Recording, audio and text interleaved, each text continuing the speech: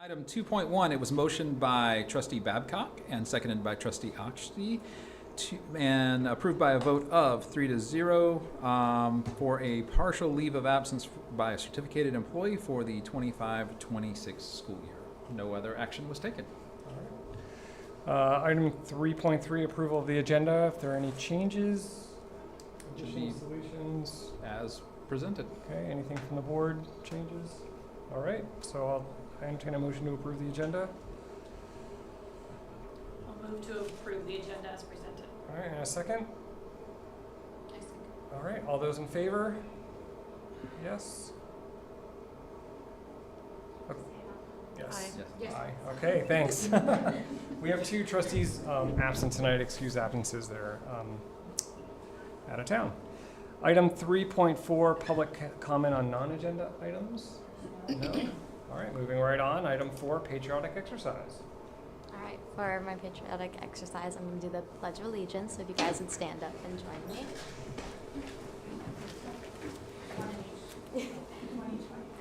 Pledge allegiance to the flag of the United States of America and to the republic for which it stands, one nation, under God, indivisible, with liberty and justice for all.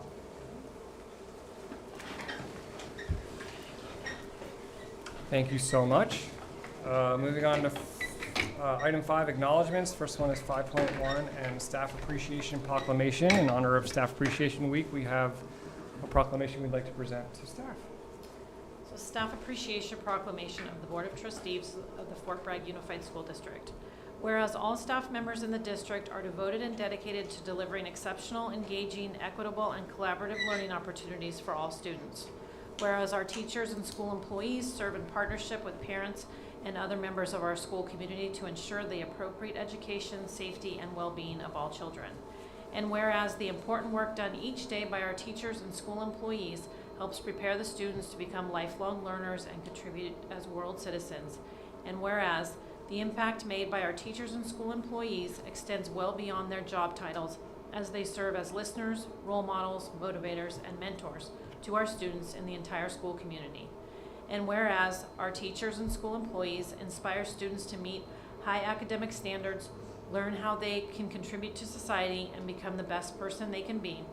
And whereas we recognize and support our teachers, support staff, leadership, maintenance, food workers, volunteers, and all school employees in their collective mission to educate the children of our community in a caring, nurturing environment where they belong.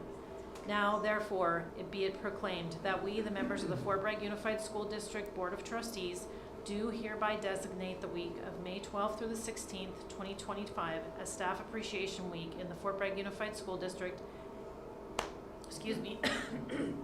and urge everyone who lives and works within our district, I'm so sorry, our district to join us in thanking our school employees for their service and commitment to public education.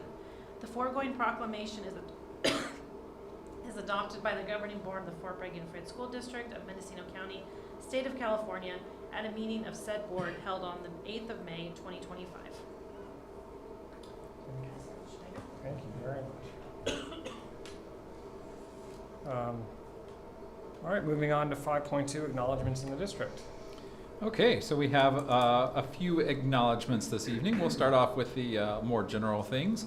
So we've had our staff appreciation proclamation, say that 3 times fast. The board also wishes to acknowledge that May is Asian American and Pacific Islander Heritage Month, Jewish American Heritage Month, that May 1st was School Principals Day, May 2nd, School Lunch Hero Day, and we've recognized May 12th through 16th as the FBUSD All Staff Appreciation Week. In addition, we would like to acknowledge our outstanding student board representative, Ms. Lillian Bailey. So I don't know if there's some things that you would like to share. Sure. So I think on behalf of the board, I just want to say it's been a pleasure and an honor having you sit with us at the table, literally, and provide that most important student voice. You know, as adults in the district, you know, we certainly have certain perspectives and ideas about things, but it's always super important to understand what the student's perspective is as well. And so just appreciate all your time and effort that you put into providing that voice. So anyone else? Thank you very much for your several years of service to us. We appreciate it. Thank you. And just a little gift on behalf of the board.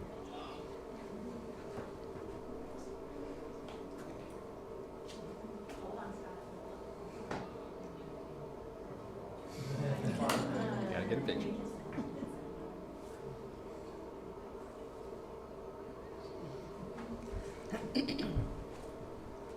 All right.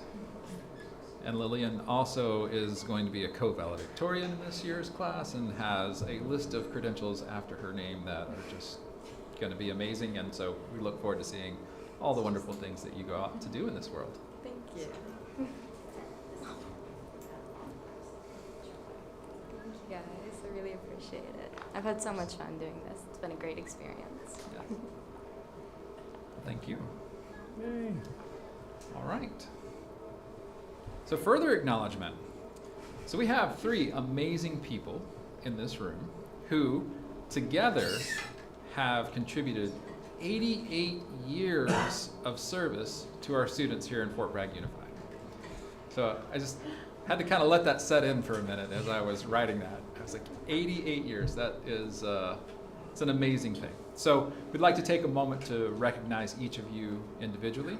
I wonder, Bruce, would you like to say a few nice things? Sure. Danny, we'll recognize him first. You have to do it in Spanish, though. I'll butcher lots of things. I've known Danny forever. I think I started probably when I was a teenager, surfing together with him. And I think he technically got me into education. He's like, you'd make a great teacher. And I never thought about it. And then I went back to school and I decided what do I want to do? And I, love sports, love being outside, working with students. And I'm like, a PE teacher would be a great thing. So he's worked with kids from, I think, 2nd grade, 3rd, 4th, 5th, and now the high school. And he's touched lots of lives. So thank you for all you do. We're going to miss you. Thanks, Bruce. Appreciate it. And Danny, I haven't known you nearly as long, but I've known you to be an absolute advocate for kids. So I really appreciate that you bring that spirit, and you've always been very supportive of doing what's right and supporting kids in the right way and being able to speak up for them when they couldn't speak for themselves sometimes. And that you're a problem solver. You always come with some ideas in mind of ways that we can address issues, and that's huge. And I just think you're an engaging colleague. It's always fun to have a conversation with you. So I appreciate all that you've brought to our district over the years. So we have, I think it's probably infamous now, our retirement gift. So there we go. We so appreciate all that you've done for us. Thank you very much. Thank Joe. you. Appreciate it.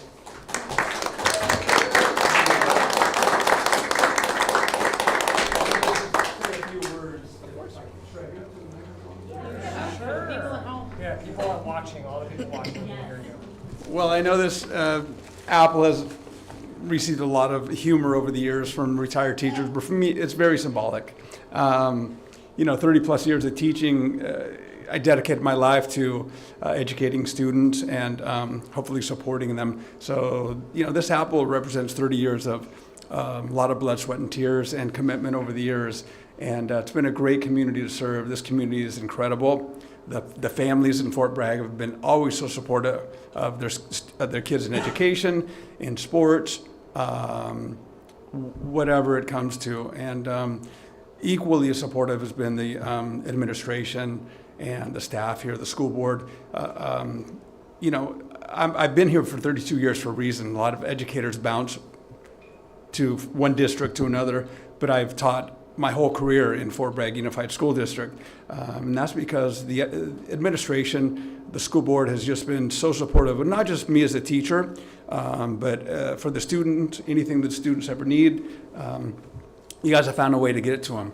And so it's just been an absolute pleasure. I've always felt supportive. I've probably given you guys more headaches than you guys have ever given me. And so I want to thank you for all your support and everything that you do for the students in this community and the families in this community. You guys do a great job. And not just you guys, but all of the superintendents, the principals that I've ever worked for, starting with Tony Sorcy way back when, started with Mr. Bibbins, Mark Bibbins at Dana Gray, just great mentors, and I'm ending with Joe Aldridge and Bruce Triplett. And you guys have all had just an amazing role in my educational career. So thank you. I want to thank everybody here.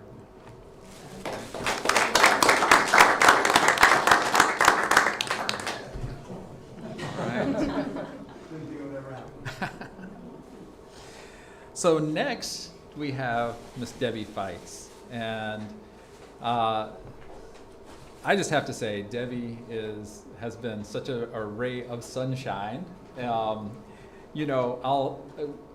parking lot shares the parking lot with Redwood, and we tend to arrive at the same time, and so I'll just hear from out of nowhere, "Good morning, Joe." And it's such a pleasure to be welcomed to work that way. So I'm gonna really miss that, Debbie. And I know our students are gonna miss all the wonderful caring and love that you bring to them, as well as your colleagues, because I know you take good care of them as well. So I just can't say enough for how amazing you've been for the culture of Redwood and for all of our students who have had the opportunity to interact with you. And check my notes, make sure I didn't miss anything. But I just came back to beyond your love for people, that's very obvious. You really engage folks, and I'm sure even when you're having a bad day, I never knew it. So thank you for all that you've brought to our students. I think you've been truly an amazing gift to our district. So, are there any comments that anyone has? Sorry, I speak from my 3 years of experience when you've been here almost 30. So. Okay, well, we have our wonderful apple.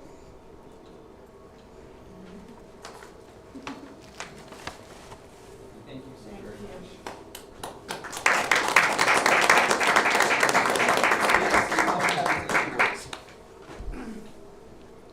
I've been thinking for days, what am I going to say?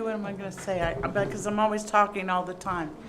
But just like Danny said, this is the best district because I follow this education, I follow the state level, I follow the federal level, and we are so lucky to have such a community and the people that sit on the board.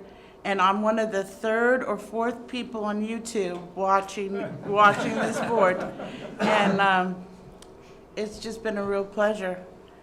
And Joe, you've done a great job, after Rebecca left and, everybody, oh, what are we going to do without Rebecca? And you just took it on and, you just got Redwood, the construction done and all of it's done. And so I thank my community, I thank the teachers, and above all, I love all the students that I've had. Thank you. Thank you so much, Debbie.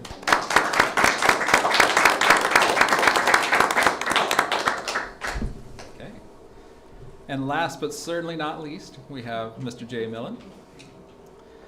And Mr. Millen has provided more than 30 years. Do you know exactly, Jay? I mean, just because you're the kind of guy who might know too. Oh, sure.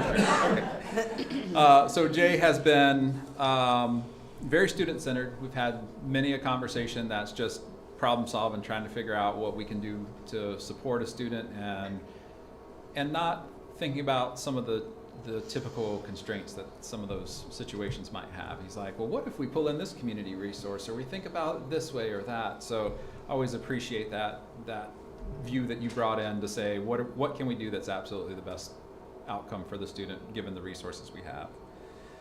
I think that you've always been an advocate for families.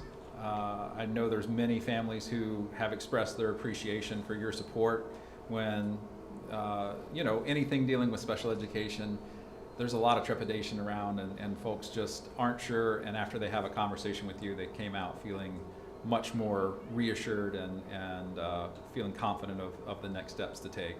And I can't tell you how important that is to families, as you know, after all the time working with them. And I also really, really appreciate that you were always up for a deep discussion about students or current issues that we're facing, or just being a thought partner around some really important things that we faced just in the short time that I've had the opportunity to know you. And I'm sure that you've had many more of those conversations over the years. So I really appreciate the contributions that you've made to our district, to our students, and our community as a whole. And I can't wait to see what's next for you. So. Anyone else like to share some? All right.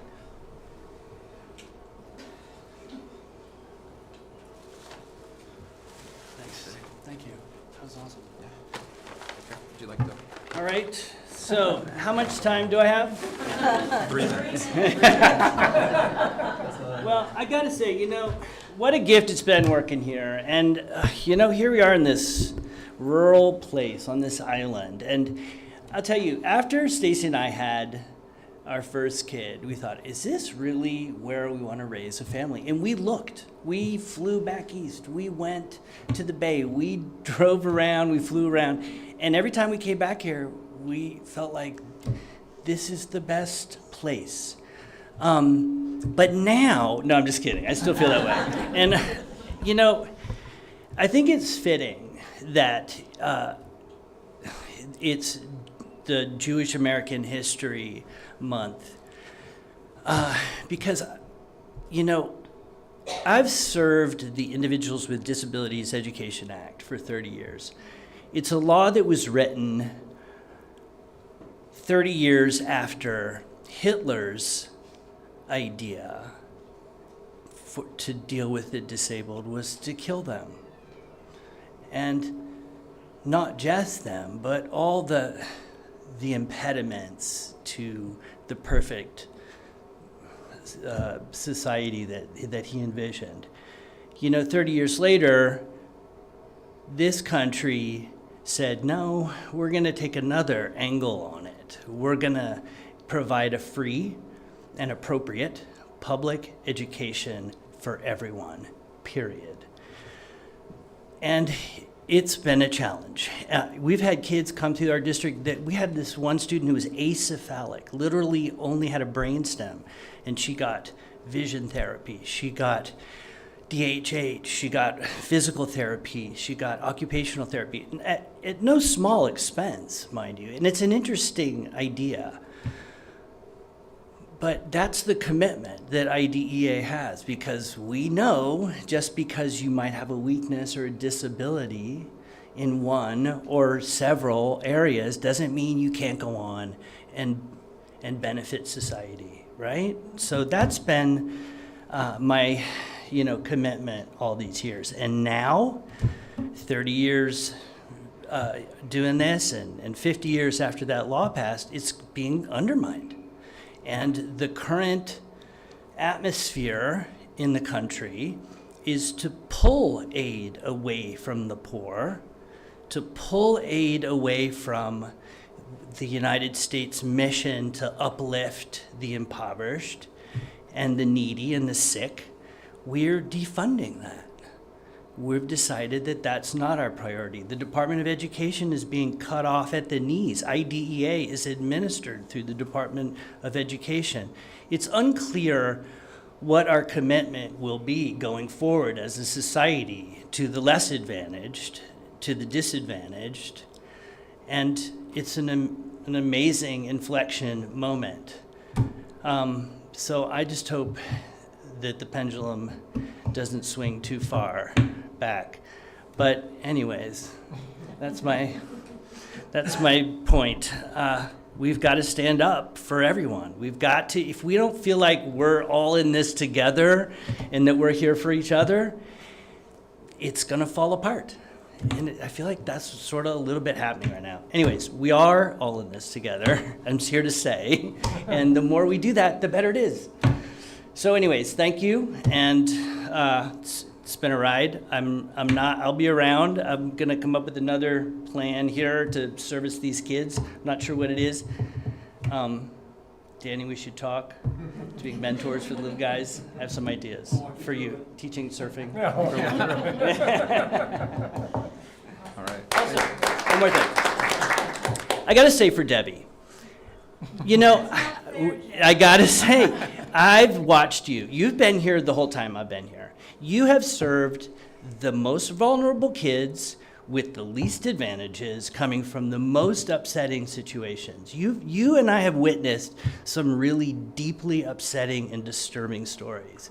And you know, I get to be on the, flying above it and, trying to manage what you do on the ground with these kids. And it's nothing short of angels' work. And I just commend you for coming back on Tuesdays and then Wednesdays and then the next week. And because I've really watched you deal with cases and kids and situations and adults that most people couldn't handle. And you've handled it with grace and humor, and I commend you. Job well done.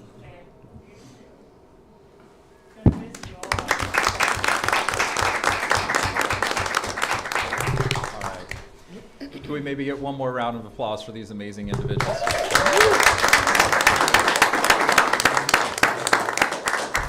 So if I may, before you guys depart, and you're welcome to stay, of course, for this, and you don't have to watch us on YouTube tonight. We can be live for you. But just I guess more as a parent, I'll just take this advantage sitting up here to thank the three of you. I know, Mr. Erwin, my kids went through your class. We're really inspired by your teaching and your personality and your attitude. Whether you agreed with them or not, I think the level of respect they have for you is really high. So high, in fact, that the middle one is majoring in Spanish and is going to be traveling abroad to Spain next semester. So, that has actually quite a bit to do with you. So thank you for that. And Ms. Fights, I don't know if you remember my kids, but they were certainly there. And all of the many, as Jay said, the many kids you served throughout the years, we couldn't be as successful without support like yours. So thank you. And Mr. Millen, or as I like to call you, Dr. Millen, we go way. I know. Well, in my eyes, you are. But we go way back, and I just, you've inspired me as a parent and as a community member to serve the community and our kids. And I look forward to seeing what your next chapter brings and being a part of it. And just thank you all, the three of you, very, very much for making this district what it is. So thank you. Thank you very much.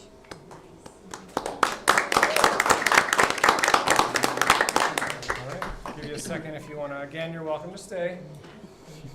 I can watch reruns.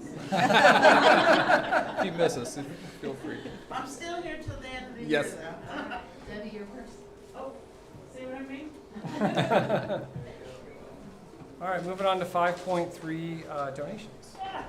Okay, so the board would like to acknowledge the following donations to the district. We have $611 that was donated by Harvest Market and community donors to support the FBHS ASB Anchor Academy, and $337 worth of books donated to Redwood Elementary School by Sue Ellen Whittam of Westside Spreading.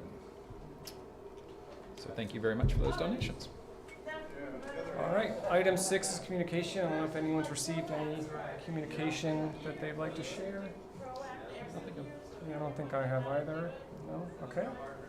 All right, moving on to public comment. Let me read the disclaimer here.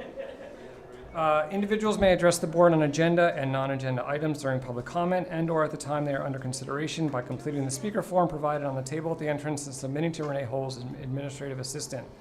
Public comments are limited to 3 minutes per individual. Speakers will be chosen in random order. A timer will be set for 3 minutes. If you do not complete your comment when the timer rings, you may leave a written comment for the board's information. Each person may only speak once per agenda topic and is required to address the board from the podium. A total of 20 minutes public comments per topic will be allowed. In exceptional circumstances, the board may consider adjusting the amount of time allowed for public comment. Public comment cannot be acted upon or discussed by the board in accordance with the Brown Act. The board may request staff to respond orally at the meeting or at a future time. If you require translation service, please contact Renee Holes at the district office 72 hours in advance by phone or email.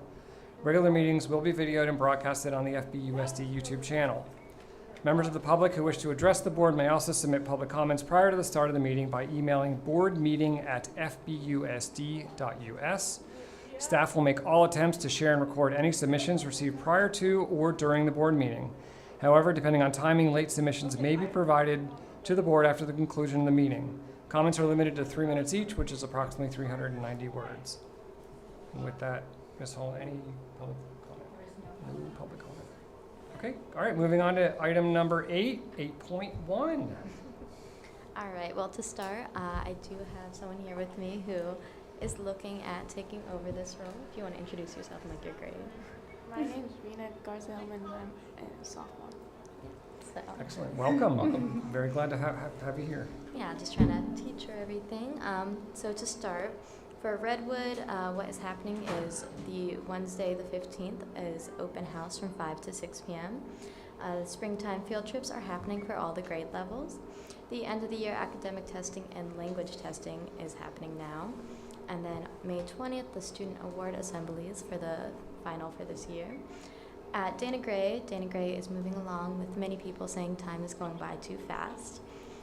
CASP testing has begun and it will go into the whole of next week. And then teachers have done a wonderful job preparing the students with a positive mindset as well as skills for the computer, as some of the interactions with the tools within the program are a bit challenging, so they're focusing on teaching them how to test and not how to just use the tools.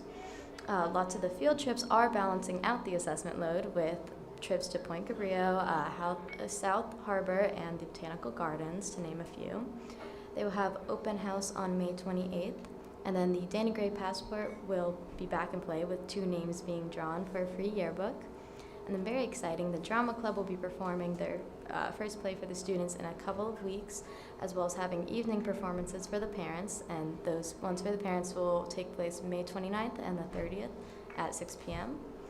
For the middle school is finishing up their school year with an open house, their talent show, dance, end of the year field trips, and of course 8th grade promotion coming up. At high school, we have the prom this Saturday in the stadium, and then this week and next week are AP tests. We have our Fort Bragg High School Academic Awards Night, May 14th at 6 p.m.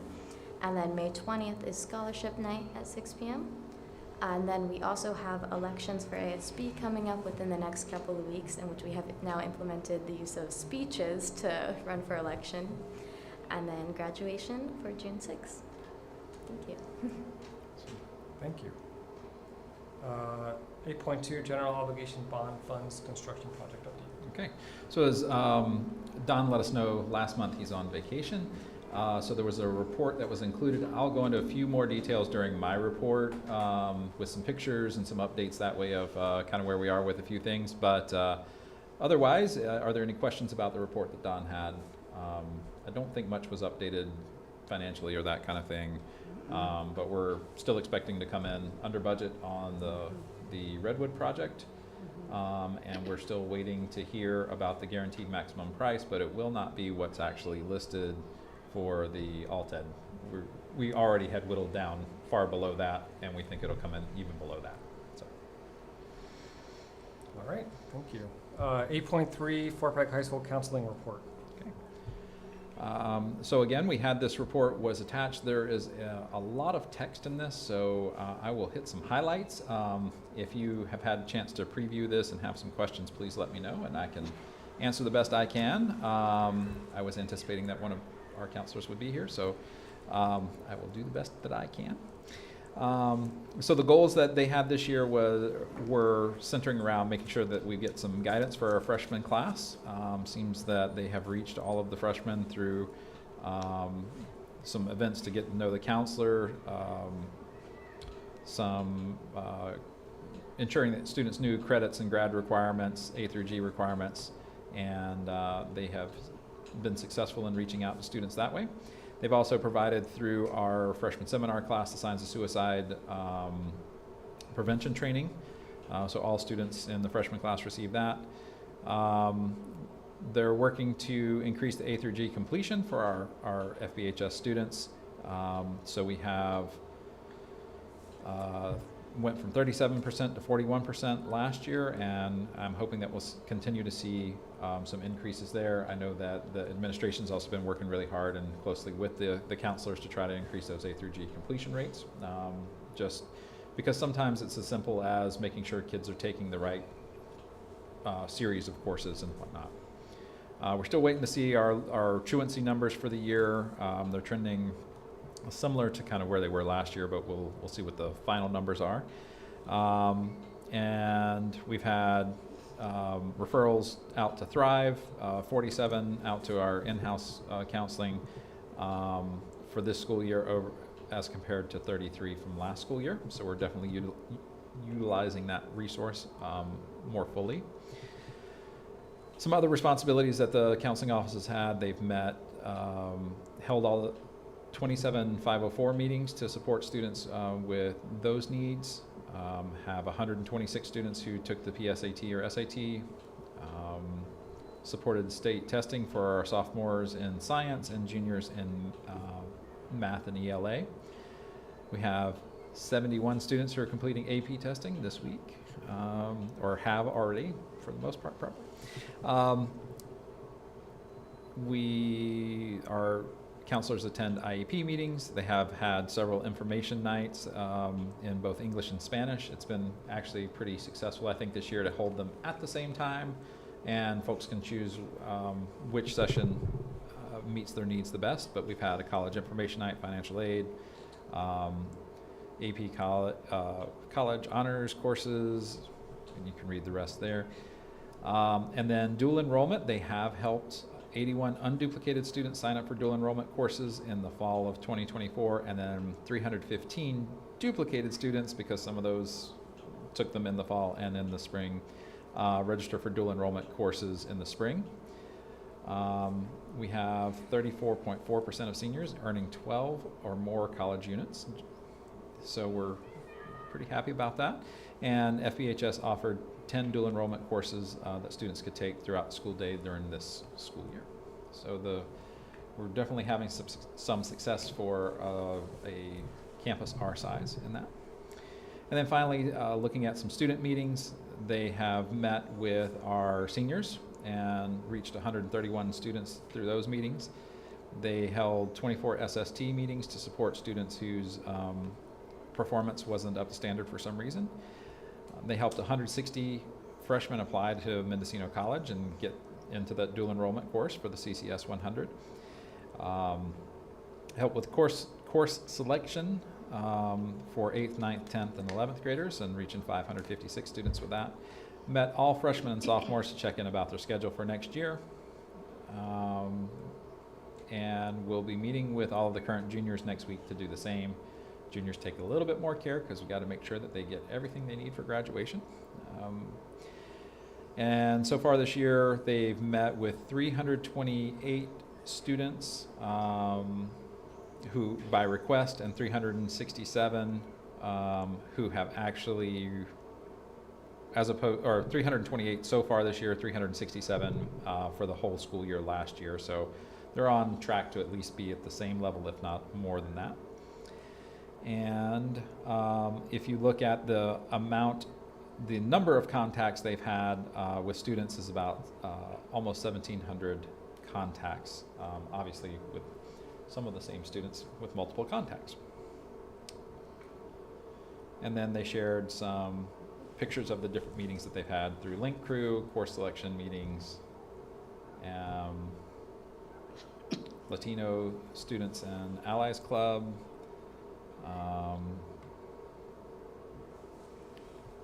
and celebrating student birthdays after counseling sessions and spring carnival. So they've been supportive of our campus all the way around. So are there any questions I can pass on to them and bring answers back to you? If there's, try to pass on some of the questions that I know that we had. Is there more data that you would like? I think they're open to any of those questions or whatnot. If it's okay, I might just send you an email. Yeah, Okay. absolutely. Yeah. And we can follow up and get some additional. I was hoping they'd be here tonight too. That was the conversation I'd It's a had, beautiful so I night, hope that so nothing who wants came to up be that's inside? kept them from being able to be here. So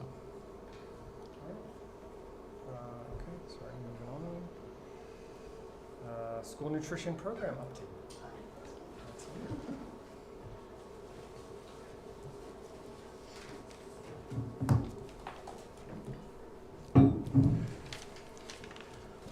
Hello. I'm Pilar Gray, Director of Nutrition Services. It's been a while since I've got to be up here, so I've got a little bit of catch up to do on some of the stuff I'm going to tell you. We'll just start with just the basic meal participation. Although we're declining enrollment, I also track just like how many percentage of the kids are eating with us, and it's held steady. It's pretty much the same as it has been for years. About district-wide, half of our kids eat lunch with us every day, and about 56% eat breakfast every day. That varies site to site. We have like a much higher participation in the elementary, the younger ages than up here because we have an open campus. So that does affect our lunchtime sales at Fort Bragg High School for sure. But otherwise, it's going good, holding steady. So we appreciate that, knowing that we're not losing, participation. Over the last couple years, we've had a lot of one-time funds come in to our department, which has been phenomenal. We had the kitchen infrastructure and training money for between 2021 and 2023, totaling to $424,777, divided up over those years. 126,816 of that was for freshly prepared meals, which means not every school district qualified for that money, but ours did, because over 40% of our meals are prepared freshly on site for the students. So that was a big bonus to get that extra funding. And that funding was meant for, obviously, infrastructure and training of staff. So what do we do with it? We did lots. It was really fun. The first year, I got to take our team to Berkeley for culinary training. It was a little challenging because the state gave us all this money to go out and train, but there were no trainings available. And so it kind of put us in a bit of a quandary. And I have been saying for years, this is my 20th year doing this job, that there's simply not enough training for the frontline staff. They can send me to conferences all day long, they'll do trainings for me all day long, but the women, because they're all women on my staff, that actually make it happen, never get to go anywhere and go to a training. And so it was really exciting and empowering to have this money, but I had to figure out how to use it. So I found a culinary school in Berkeley and said, hey, could you help us out? And so they did. So I worked with their chefs and their trainers, and we developed a training for my team. And so we all got to take a trip to Berkeley and spend the night and go out to dinner and do all those things you do when you travel, and had a really great hands-on training in a culinary school. And they loved it. I loved it. It was we learned a lot, and really helps them with the professionalism to be recognized that, hey, this is what we do, and we do a great job. So that was what we got to do with the training money. The state then recognized that there really wasn't a lot of training available, so they gave us the flexibility to shift unused training money to infrastructure and equipment. So we did that. We got new walk-in freezers for every one of our school campuses, which was desperately needed, and other refrigeration, because we're always struggling with that. We got mixers, we got RoboQs, we got lots of cookware. We did a partial remodel of the Redwood kitchen, which was desperately needing. It's a very, very old facility. So we got a new sink, a new work table, new flooring. So that was really nice for them. And let's see, we got a new lift gate for our delivery van to make it easier for our courier to get food in and out to the sites. We got a generator for our district warehouse, so when the power goes down, the food's protected. So that was a big deal for us too. We bought new software. So all of that was the kit money. That was all kitchen infrastructure and training money, plus more. Then we got school food best practices money, and that was a little over $96,400. We got new ovens. We got alarms for our other freezers for all the school sites. So it monitors, in the warehouse, it monitors the temperatures throughout the day, and it notifies me if a door is left open or if the temperature is too warm or too cold. And it tracks everything for us, which is increases our safety and efficiency. Because before we had to do it all manually throughout the day. Now we don't. We only do our reach-ins. All the walk-ins are now monitored remotely. More refrigeration because we needed more, and more kitchen supplies. Then we had a nice little bonus money called Local Food for Schools. And that was really nice. That was $16,400 approximately. And that money was slated specifically for purchasing local food to use in school meals. It had to be whole or minimally processed. And minimally processed meaning like just chopped up or something. It couldn't be made into a finished product. And so the bulk of that money got spent at Nye Ranch, right here in Fort Bragg, and the Mendo Lake Food Hub. Unfortunately, we're not allowed to use that money for our own farm, Noyo Food Forest, because of our affiliation for them. But so we shared it out with Nye and the Food Hub. So a lot of our local farmers were supported by that, and our kids got to get fresh local food in their meals. Now, unfortunately, our federal government just cut that funding, so we're not going to get that one anymore, which really just breaks my heart. But it is what it is. Let's see, what else have we been up to? Breakfast in the classroom is still going on at Redwood and Dana Gray. And that really dramatically helps the participation on our breakfast at those two sites.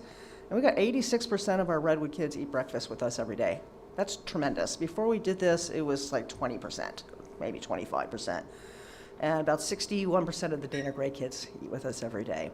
So that's a huge improvement from when we just have to count on kids popping in before school, maybe getting there on time to get something to eat. So, but we did do a little change of how we're functioning at Redwood this year. We kind of played around with the different models. Because really, breakfast in the classroom is great, but it limits what we can serve. Things have to be prepackaged. It must have to be cold. It's challenging. So we played around with the idea of bringing all the kids into the cafeteria at Redwood in the morning. And we started out the year doing that. Well, that became a little too difficult as far as timing goes. It's like herding the kittens in, herding them back out with enough time to get their hands washed. So we changed again. So now we're doing on a trimester rotation where one grade level comes in and eats in the cafeteria, and the other two grade levels we send the food out. And thanks for the incredible support we've had there of all the aides that work so hard at Redwood, we're able to send some hot food into the classrooms now also, and they have a choice. But that required like 15 aides assisting us. It was not easy, but we're doing it. And that's been working well. And then every grade level has the opportunity to eat in the cafeteria and then eat in the classroom. Let's see, summer school feeding. We're going to be doing that again. We do it every year. We do seamless summer option where any child in the community can come eat with us for free. We're expanding this year to add the Coastal College Center here. They're going to be doing some programs here for high school students throughout the county to come and earn college credits, and so they need meals. So we're going to provide meals for them this summer also. So that'll be new. So we'll see how that's going to work out. I think it's going to be fine. They've been absolutely delightful to work with so far, and I think it's going to be good. And that'll help increase our participation in the summer meals as well, which will be great since our summer program might be a little bit smaller than it was previously. Okay, 2024-2025 has been the year of reviews for me. Every single one of my programs has been under review. And so we had a procurement review, our at-risk after-school supper program review, the breakfast and lunch, and our summer school meals program review is coming up as well. So it's all going fine. One of them is closed. The procurement one is closed. That was good. The other ones we're still winding up some last details, and we'll get those closed out soon. It's looking fine, except I'm a little tired. It was just luck of the draw of how the years kind of roll out that we ended up getting hit with all of them in the same year. And then our business office reviews focusing on nutrition. Good times. So we brought back something fun this year, Fish to Fork. We had done this before years ago in partner with the Noyo Groundfish Association. And we had to stop because of some severe allergy issues at one of our sites. And so we just didn't pick it back up after that. We kind of waited. And well, the Noyo Harbor District is working on reviving the harbor down there and doing business development. So they came and said, hey, you want to try again? I said, absolutely. Absolutely. I mean, we live in a fishing town. We should be feeding our kids fresh fish. So that's been really great. So we're partnering with the Harbor District, and Kaidos is processing the fish for us. So we're getting that in now. We've done it twice so far this year, and so far so good. So I think we will continue it next year. It's been well received.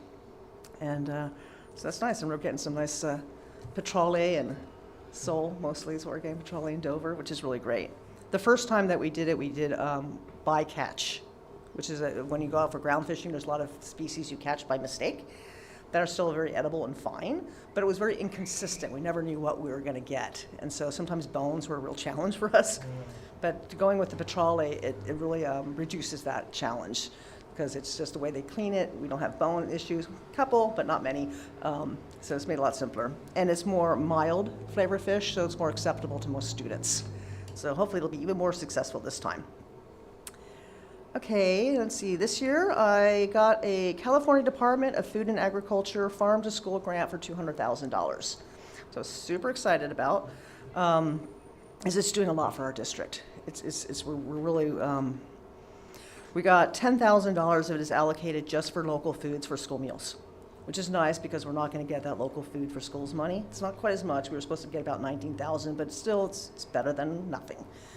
And that's just simply for me to buy local food for the meals. We got another $19,100 in that for local foods for nutrition education. So that's going for Harvest of the Month, or any other nutrition education teachers might want to do with their students. And again, it's all about local food. It's all about local farms. So we've been having a lot of fun with Harvest of the Month. This month is figs. So we just got a bunch of California dried figs and got those out to the kids. We got carrots from Nye Ranch for the kids to do during that month, and salad greens. So we're trying to buy it as local as possible. So that's been good. It's paying a consultant, Julie Castillo, you're probably familiar with her, who was our Garden Enhanced Nutrition Education in this district for decades, and is a master of farm to school and garden nutrition education, to come and consult and work with our newer teachers. And this was requested by the teachers that we need help. So she's been working with Iris at the elementary gardens, and she's working with our ag teachers at middle school and high school to help them, better navigate students in the garden and how you handle all that. And she's also been a great consultant to me as well, as we're doing a lot of infrastructure improvements in the gardens. And I'm not a gardener, so I surround myself with them because I love what they do and I can't do it myself. So she's helped me, guide me on what we should be doing, and helping me make some of those decisions. So we put a lot of money into the high school farm over here into the shade house. The idea is to make it could be an outdoor classroom and also just better for processing of produce. So we put in new concrete in there. We've redone the roof. We got 3 compartment sinks, hand washing sink, a greens bubbler, and a salad spinner, tables, stools. It's amazing. And the greens bubbler and the salad spinner is an incredible game changer. Nick, who's the farmer over here, told me he was able to process over twice the amount of salad greens that he normally could in half the time with just by himself, which he normally be working with 2 to 3 other people. So I just talked to him today, and he's like, oh yeah, I'm going to be able to pretty much double the production for next year for the salad greens. So that's, because that was the biggest hang-up. It wasn't really growing it. Lettuce grows pretty easy, but washing it has to be washed before it gets into those kitchens. So the washing it and making sure that's well dried is so time consuming. And so for the grant to be able to pay for that equipment is going to help us a lot. He's a very happy farmer. Our middle school garden needs a lot of work. That facility was built in 2008 by this community in Campbell Timberland Group. And since a lot of it's just kind of calling to disrepair. So we're redoing the entire grounds. We're going to go in there and scrape the ground. We're going to put down hard pack, like it's going to be a road base and some crusher dust, like I have at the botanical gardens. If you've been there and seen their pathways, that's what the ground will be like for weed abatement. And then we're going to be putting in new beds, raised beds. The old beautiful wood ones that they built all have rotted out. So everyone's saying, no, use the big metal tubs now. They're a lot more affordable and easier to replace when they fall apart. So we're going to bring those in, and we're going to reskin that hoop house, get that redone. So when our new middle school ag teacher comes back next year, she should have a nice, beautiful, brand new facility to get those students in there growing food again. Redwood and Dana Gray, out of this, got a new skin for the Dana Gray hoop house, gardening supplies for their classes, and funding for her Harvest of the Month that she does. And over alternative education, we bought them a refrigerator for this grant. And we are funding a class that Eric Forrester is teaching, which is really great. He's doing a culinary challenge with the students where they have to use all California-grown foods and create different culinary experiences. And so it's been really fun seeing what the kids come up, and they've been really creative. They have to go to the market, they have a budget, they have to shop for it, then they have to come back and cook. So a lot of great things have come out of that grant. Okay, we're still continuing with Harvest of the Month. The grant is helping to fund it. we have a 3-year cycle of videos that we created a couple years ago. So every month we have the different harvest, and we've got it for a 3-year cycle, and each video features a local farm. So it features that particular produce and the local farmer who grows it. And so that's available to all the teachers so they can show it to the kids, and then they can get to taste testing and do a little bit of nutrition education and agricultural education in an easy, manageable way for our classroom teachers. Last thing, Health and Wellness Council. We've been busy. We did our triennial assessment of the wellness policy this year, and that was already reported out to you. Glad to have that done. And we've been focusing a lot on walk and roll to school days. We just did one. Thank you for joining, Kathy, this week. And we're always looking for more participation in that council, and that's open to anybody. That's about it. Any questions for me? There's a lot going on. Well, if I can take just a moment to brag, I got the opportunity to be in the CDFA meeting and also one of the state review meetings. Pilar absolutely has the esteem of her colleagues at a state level in a way that I don't think any other nutrition director that I've ever worked with has. And so we're so lucky to have her, and our students are so lucky to have her support in providing us some great nutrition and great opportunities. So thank you so much, Pilar. Oh, thank you for those kind words. I appreciate that. Thank you so much. Thank you Very for your longevity, because I think that has a lot to do with that you've invested in our community. So thank you for that. I love it here. I love my job. I love this district. Love this town. So not going anywhere. Thank you so much. Yeah. Yeah. All right. Well, thank you very much. Enjoy the rest of your evening. Yeah. All right, 8.5 Fort Bragg Middle School campus highlights. Oh, thank you both very much. Enjoy the sun, if you can. Hi, everybody. I'm Erin Loomis, the assistant principal at Fort Bragg Middle School. Excited to share our highlights with you.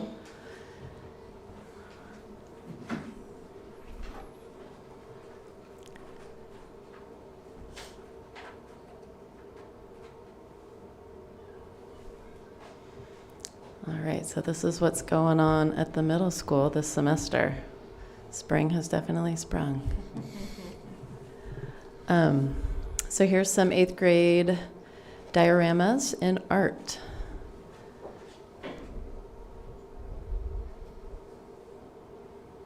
This is 8th grade large scale paintings.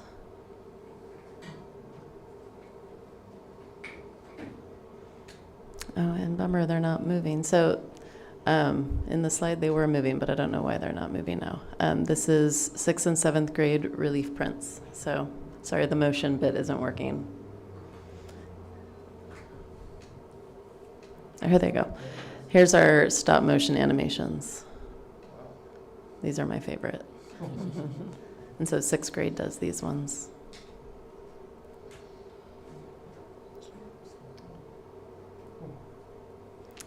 And now we have some science. This is 7th grade science class, their microscope lab and tower building.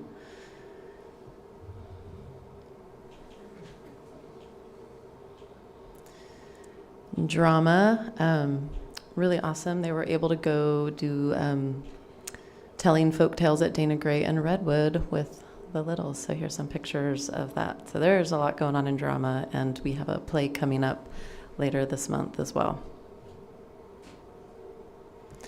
Digital media, on the left there, they made 3D dice. In the middle, you have the 3D ring. And so, sorry, I'm not wearing my glasses. On the very end, it says students were to choose a theme and then make 1 dice with nouns, 1 dice with verbs, and 1 dice with adjectives, and 1 dice with adverbs based on that theme. And they roll the dice and create a story using those words. So pretty cool project they got to do in digital media. Humanities, here's just a couple examples of their Mastodon projects. I got to go in and observe some of the speeches. So they did it in a group of 3 or 4 all together, and then they get up in front of the whole class and present it. It was really cool.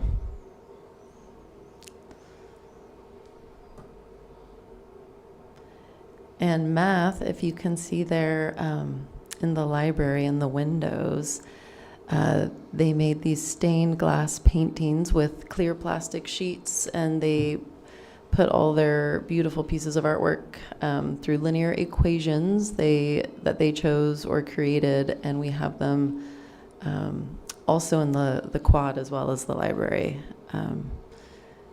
Then they look really amazing, decorating our school beautifully. We've had a couple really fun lunchtime events happening by our student body. This one was a dodgeball tournament, so every day at lunch there was different groups that signed up, and then they came. This is the championship group that won. That was a lot of fun. In an ag, on the left there, we have some rabbit nuggets getting made, and then the rabbit showmanship on the right.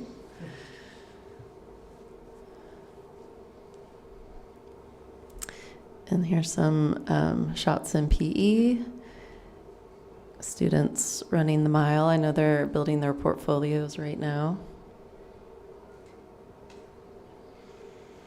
The Career Symposium was absolutely amazing, our first one. And the pictures don't quite do justice to just how great it really was. So here's just some snapshots of the different presenters from our community that came in.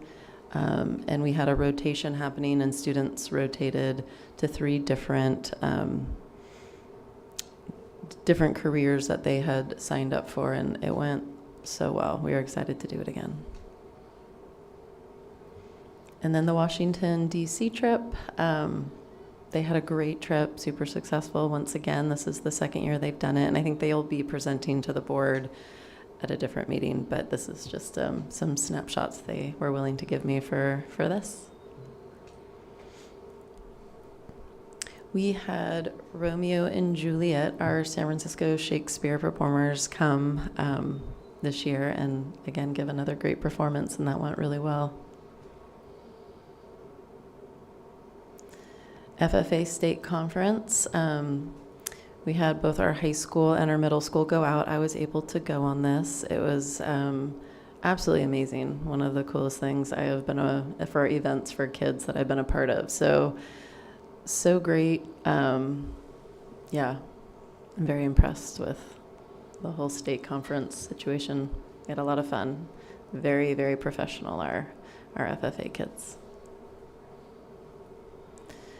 Some school dances have come through. We've had our Valentine's Day dance and our Enchanted Forest. So far, we've had the weather hold up for all of our dances. No indoor rainy dances yet. One more to go. 7th grade movie field trip. As you can see, they had a great time. And we just had, last week, our web leaders led 6th grade activities at lunch. All kinds of different things happening. On one side, chalk drawings, giant Connect 4 and chess and checkers, face painting, bubbles, arts and crafts, probably other things I'm forgetting, but it was, yeah. They do it each year and just fun. It's 6th grade only. And every Thursday we've been able to do popcorn in the quad. And that's been super successful. So I hope we keep that one up. And that's by our leadership class. Oh, it is. Okay. And that's a wrap. Any questions? Looks All fun. right. Yeah. Thanks, everybody. All right. Thank you so much. Thank you. Okay, superintendent's report. Okay. So strap in. Got a lot, but it's all pretty good stuff. So I did add in on this slide. This is very similar to last month, except for we have the student survey summary that's there. I shared that out with the board as well. The overall summary is that our students are feeling about the same as they did last year, if not down on a few things. So I'm a little concerned there. The biggest one that stands out to me is the sort of ultimate question I use for at least the social emotional side for our students is, the feeling of how well students treat each other on campus. So I just asked this, agree or disagree, students treat each other well on our campus. And unfortunately that has decreased like 12 percentage points this year. And so that's one I want to ask our principals a little bit more about, to really think about what we can maybe do to build that up. Because it doesn't come through in our staff surveys, and it doesn't come through in our parent surveys. In fact, in most of those situations, we're trending up. So there's definitely something in student voice that we need to access to help build them up a little bit around that. So hopefully we can use the tools that we have in our LCAP to be able to provide some of those opportunities and be really mindful about elevating student voice and hearing how they can treat each other better and have better connections on campus. Because you see we've got some really great things happening, but for whatever reason that's not making its way into their consciousness when it comes to sitting down. And it's the same exact survey they took last year, so it's not. But we had about 600 plus students, I believe, complete the survey, so it was a pretty good sample of our. Can you break it down by site? Yes, we can. So that's. Have you noticed any on one site or all sites? Or? I'm asking the principals to do that a little bit, but I did sit down with the alt-ed staff, and I have to say that question I was referencing, it was actually 90% at alt-ed felt that the students treated each other well. So that to me was a very telling difference, I think, in sort of where alt-ed might have been some years ago. So I thought that was a really great measure, so want to continue to maybe duplicate some of those successful things that have happened there out. We're looking at some opportunities also through the community engagement initiative money that we've gotten, to be able to offer some training for our office staff on interactions with parents. So we're going to try to offer that in the early part of next year. So you just have a little bit of time to process and think about how you would react to a lot of those situations that they face every day. Not that they need, tons of support there, but just some time to maybe process and think about that, because in the day-to-day we don't always get those opportunities. So I'm really looking forward to also our restorative practices. I think that's going to do a lot to help students feel like they're recognized and being treated well on campus. We're doing the full 2-day training this summer for staff, and we'll be able to pay them their full daily rate to come in, and that'll be available to certificated and classified staff. So have anybody who's wants to take part in that come in and be compensated to do it through our community schools.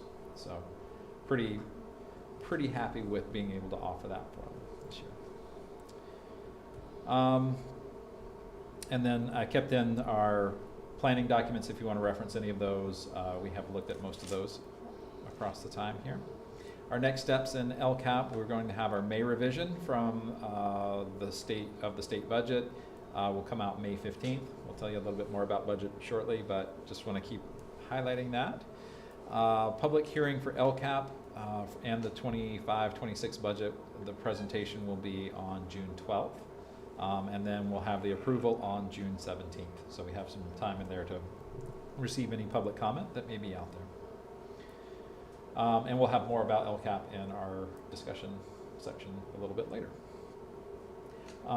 I had the opportunity a couple of weeks ago to go to San Diego and join the Noyo Continuation High School staff and some students who are recognized as a model continuation school. So they're one of, I think, 70 continuation schools in the state who are recognized. So it was a very nice ceremony that we had on the deck of the Midway, so if that looks very industrial, that's why it is in the background. But the students had a great time, and we got, I can show you more pictures, but I figured for brevity of time we'll forgo that. At Fort Bragg High, we finally got word from WASC that we were awarded a 6-year accreditation, and there's some information in here about what accreditation is, but it basically assures and validates that what we say we're doing at the school to prepare students to move on into colleges is what we're actually doing. And so while there were some suggestions for improvement in the process, they certainly highlighted how many offerings we have in career and technical education for an institution our size, the community and family support that we have, and just some of the really great things that are happening in our classroom. So we're really happy with getting that 6-year accreditation. And along that same line, our Noyo Continuation High School had their 3-year mid-cycle evaluation visit.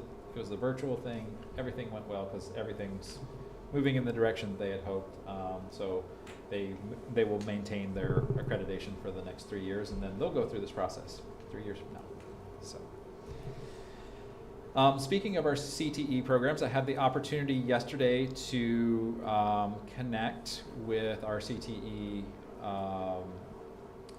providers at our, we do 2 meetings a year where it's kind of a roundtable and talk about what our CTE programs are doing. It's part of the CTIG grant requirement there. But in our art program here at the high school, the students have been working on fashion this year, and so they're going to do a fashion show as their final exam.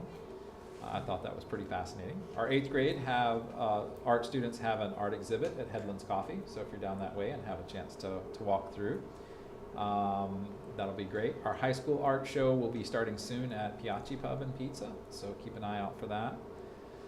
In our ag program, May 28th is Ag Day for our 3rd grade classes to come visit the farms.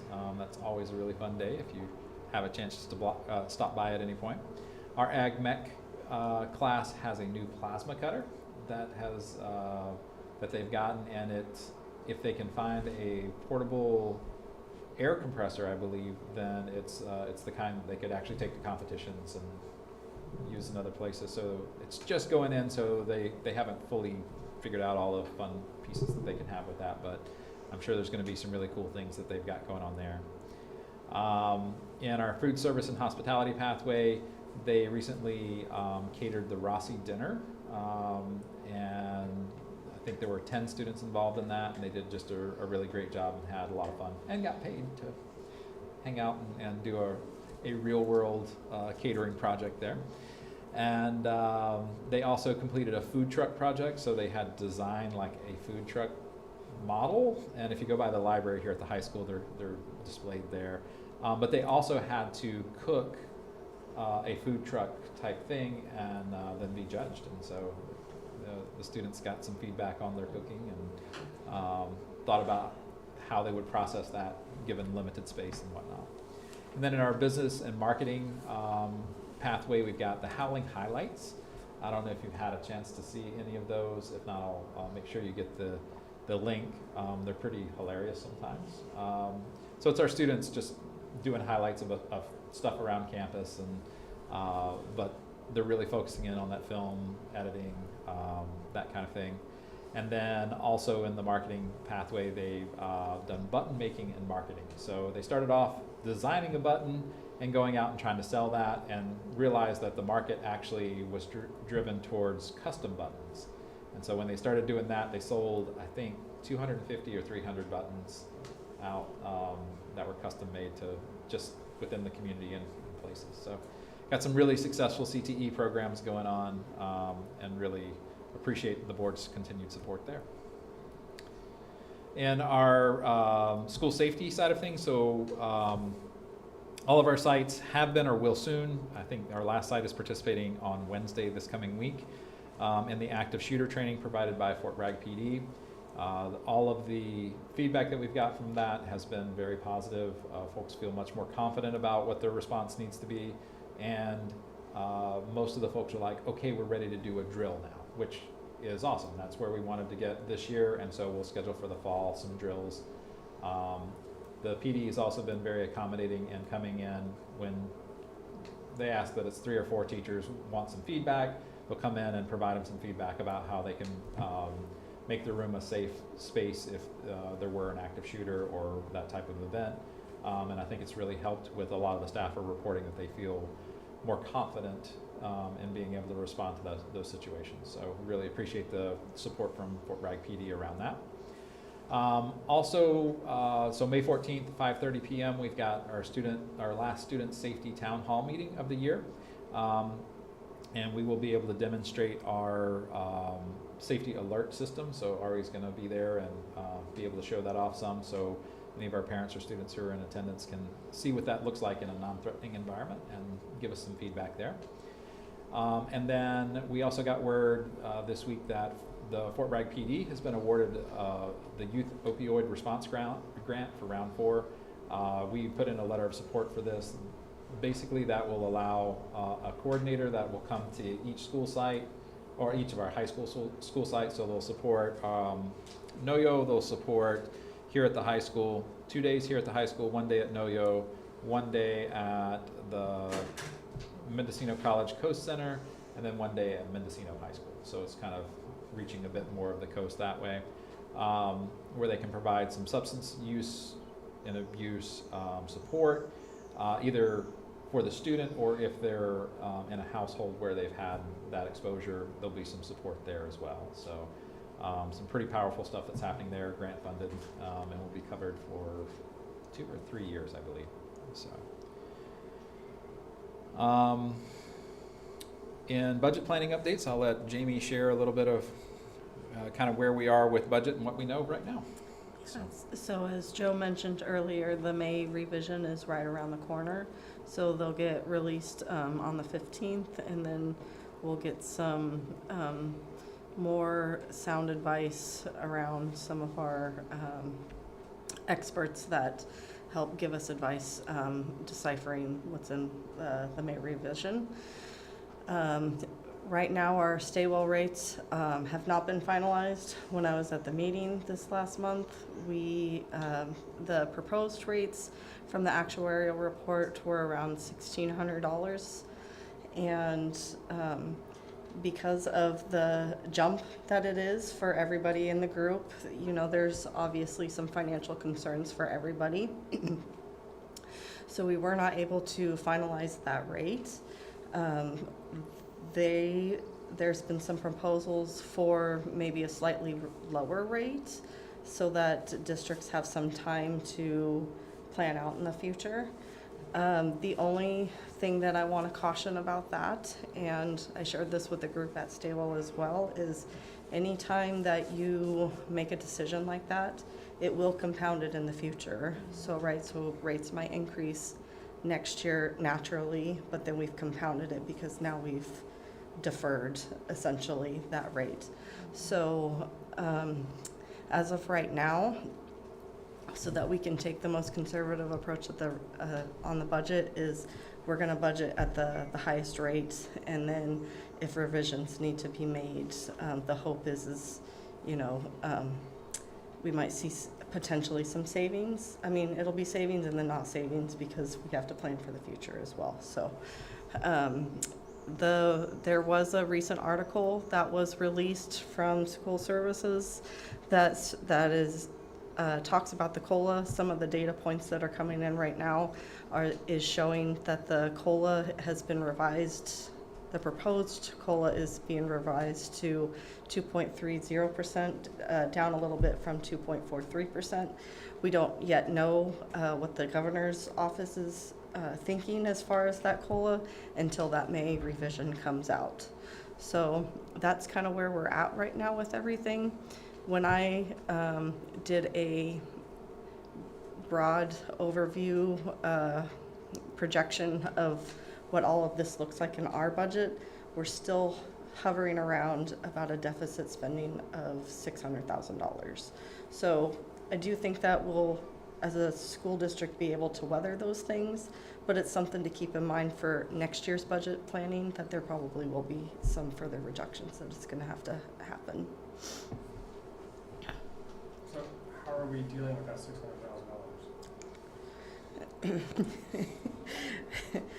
We're reviewing our contracts, we're reviewing our supplies and services, we're trying to see if things can maybe get moved over into more restricted funding, or if there's things that maybe we can wait to purchase this year that don't have a high urgency. So the worst case scenario would be that it would eat into a little bit of our carryover balance. And because so much of our budget comes from personnel, and we didn't find out about the stay well piece until, and that's the major part of this deficit, until after the March 15th deadline to make those layoffs. That's been a big challenge. But we do have the reserves in place, and I think we'll be able to weather that, at least for the year. I think the other uncertainty that sits out there is, of course, what's happening with federal funding, because there's obviously proposals out there, but most of that's going to require actual action on our congressional part at some point. And so we hope that they stand up and do the right thing for our students and for their constituents and support the funding for schools that's necessary for us to continue. It's not, we just want to continue what they already provide us, so it's a little frustrating in that regard.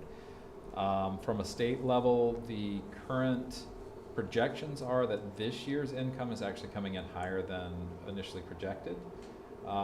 That's important for us as schools because that also speaks to the fact that they owe us money, and so they may have to make us whole out of that additional money that's coming in.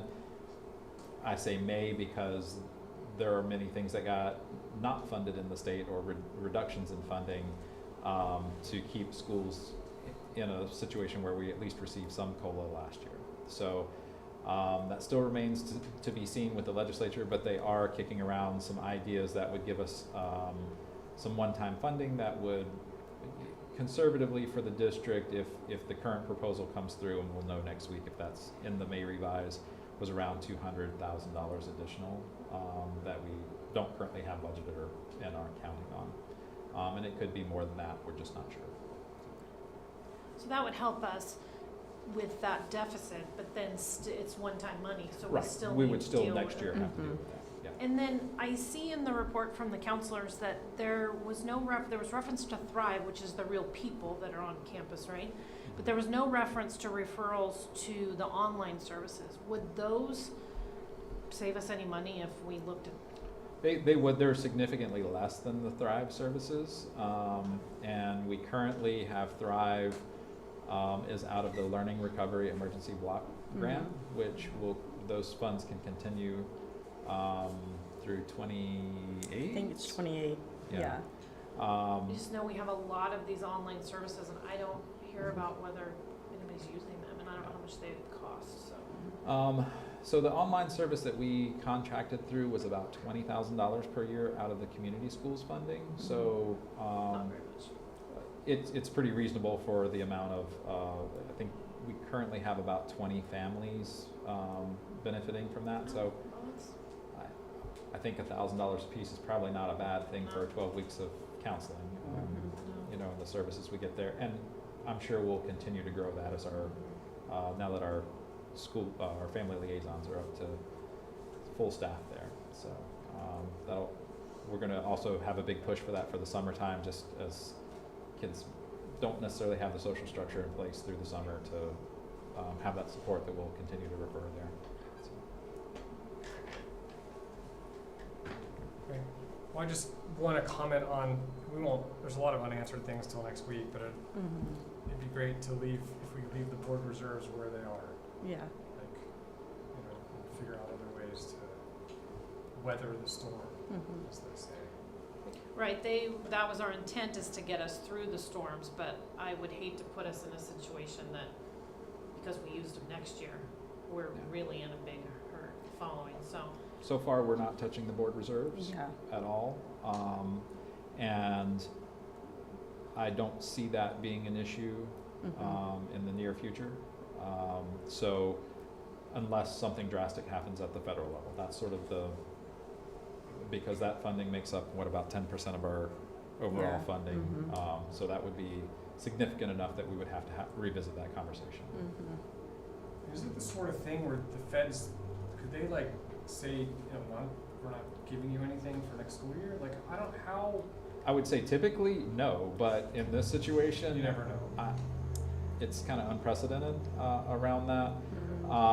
However, I would say our state will probably do everything they can to keep us whole as long as they can before letting that impact schools, because we're fortunate to live in a state that values public education and really tries to maintain that funding. And I will say that the federal budget cycle goes from October to September, so we would have, not much, but we would have a little bit of a heads up because their budget cycle is a little bit different than ours. Well, thank you for the update. And when do you meet with Staywell next? May 30th, not till the end of the month, unfortunately. Yeah. Oh. Yeah, there was a few of us in the room that pushed hard to try to get rates passed. We even said we can vote more than once on rates, but unfortunately, with lowering the rate, that that lowers the concern too, or heightens the concern, and so they wanted to go back to the actuarials and say, if we applied this rate, what would it do? So that's where that was where we were at with it. How many votes are there? How many agencies, I guess? It's a fairly large group of Dozens? individuals when I'm in there, Probably 2 so dozen or something. yeah. Mhm. Okay. So, on to something maybe a little more uplifting here. Here's some pictures from yesterday. There's also, if you have the opportunity, we have linked on our Facebook and also on the police department's Facebook. They did some really nice video of the walk and roll event. It's great when you have some folks who can do PR stuff, and that's part of their role. So the city was really supportive in that. So we really appreciate their support of our students, and they show up anytime we ask them to, and showed up in force yesterday. I think we had 4 cars out supporting, and our students just had a great time interacting. It was a little cold yesterday, so we didn't get as many participants as we might have, but we had a lot of rollers, so they were enjoying being out on their scooters and their bikes and that kind of thing. So that was a lot of fun. Let's see, some good news on our facilities updates, and I've got some pictures to follow here. Our TK and after-school classrooms at Redwood are essentially complete. So I got to go do a tour on Tuesday, take some good pictures, and I tell you, they look amazing. As you'll see in just a minute here. We've been able to see the progress all along, but the finished product is just... Playground, I saw it from the walk and roll thing, or whatever, biking, whatever it was. Yeah. The playground looks amazing. Yes. Yeah, it is, and you'll see some closer pictures here in a minute. We also have for our facilities that their summer project planning is in full swing. Every time I talk to Barry, he's like, please don't tell me there's anything else we have to do this summer. He's trying to figure out the scheduling for it all. And then the project at the middle school is nearing completion for our special education classroom. I was in there today, and there's some pictures here as well. Where's special ed going to be this summer? Are they going to be in any of the new? So this summer we will actually have summer school at Redwood. So we're changing it up a little bit because Dana Gray needs a chance to actually get some work done and some of the things they can't traditionally do when they're hosting summer school every year. So got to give them a break every once in a while. You can see here some pictures of the beautiful landscaping that they've got around, and the playground, as you were mentioning, is just, it's a great space. Our kids are going to have a great time learning and growing there. I don't know that this was in the original designs, but they thought it was a great idea to add some raised beds for our students to do some gardening in. And so they've got those beautiful beds that are there. And that pack below is like crushed granite, but it sort of dries like concrete. So it's a really neat surface for the kids to be on that still has plenty of grip if it gets wet or whatnot. So, and then you can see the outside sink area and water fountain. So there's plenty of room to do water play and all the things that are appropriate for our 4-year-old students, as I keep thinking about in our TK. Looking at the interior of the classrooms, you can see there's some really great natural light. There's so much storage in these classrooms. It's just amazing. If you look at the next slide, actually features some of that. So we've got cubbies for each of the students on the inside. I don't know if I put in a picture that there's also little hooks on the outside that are color coded by classroom. So if they're in the red classroom or the blue classroom or whatnot, they've got their own backpack hooks on the outside, so there's space inside and outside for student belongings. And as you see behind if you'll go back behind the whiteboards, there's more storage space, so they're taking full advantage of all the space so teachers have plenty of room in their teaching walls for all the fun stuff that they need in TK and whatnot. The rooms are bigger than what we have currently. Barry and I were talking, and they're currently in 900 square foot rooms, and these are almost 1,200 square feet. So they're gaining quite a lot of room to support students with, and each one has its own bathroom. Didn't put a picture of the little bitty toilet. They're really cute. So everything's appropriate for the students. At the middle school, this is, it doesn't look as glitzy yet, but it's just because they haven't put in the flooring, and the flooring really brings everything together, I believe. But they really are nearing completion there. I don't know that this does as much justice for just how the space is just laid out really well for exactly what we need for the students. And you can see on the next slide, they put in a new ramp that's actually ADA compliant off the back side. We've got a bathroom with the shower, and then a separate area that's a laundry area that can support our students that way. So we'll have some really great things happening for our students with significant needs there. Most importantly, that it's in a part of the building where it's high student traffic. They're going to be very connected to the campus, as opposed to currently I feel like they don't have that same option. The hope is they'll be done with this in the next week or two at this point. I'm not sure when the flooring's coming in. That's flooring and cabinetry are the last big things that need to go in. We would love to be able to have our current students at least have some time in that room as well, just to see the difference that makes for them, and try out the space just a little bit. And that concludes my report. Have you seen the new trees? I haven't yet, because we're trying to make sure with all the landscaping that they've done over there that we put them in the right place. So Barry's still. Yeah, I was looking for them yesterday. They haven't been put in yet. I haven't seen the trees. No. But Barry wanted to make sure that they didn't get put in somewhere, and then we had to relocate them or something. So I know they were planning on Earth Day or whatever.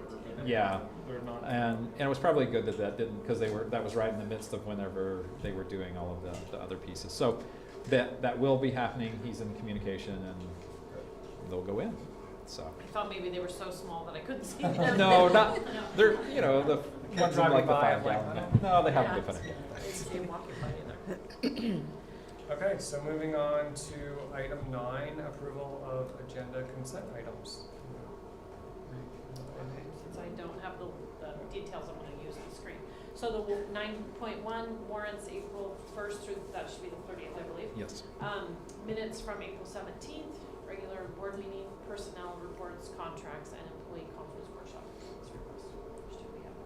Is there any items that any board members have questions on or want to pull from the consent agenda? Okay, with that, I'll entertain a motion to adopt the consent items. I'll move to approve the consent items as listed. All right, and a second? I second. All those in favor? Aye. Okay. Thank you so much. Moving on to 10.1, Resolution 25-09, notifying certain certificated employees of the decision to not re-employ or to reduce the hours for the 25-26 school year. Okay. So this is our final layoff resolution, basically. And the person listed in this resolution has been offered other positions, and I think is choosing different employment for next year. So it's not a matter of there not being a place for them. It was just a choice that they had made.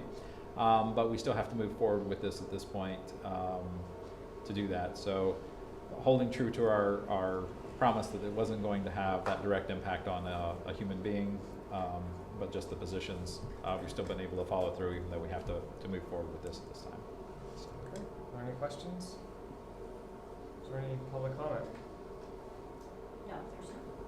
All right, I'll entertain a motion. I'll move to approve resolution 25-9, notifying certain certificated employees of decision to non-reemploy. And a second? I second. Roll call, please. Trustee Schneider? Yes. Trustee Babcock? Yes. And Trustee Austin? Yes. And the motion carries. Okay. 10.2, Resolution 25-10, notifying certain classified employees of the decision to not reemploy or reduce their hours for the 25-26 school year. And so similarly, there's one person listed on here who has other opportunities that will likely work out by the end of the year. There's always, like we had a resignation today, that there's a position that they may be able to move into. It just wasn't in time to make all of that happen before the meeting. So there'll be a notice, but again, I don't think it'll affect that person. And then the sub-color position is just going away because we now have the automated system. So again, it should not affect human beings, just positions. So.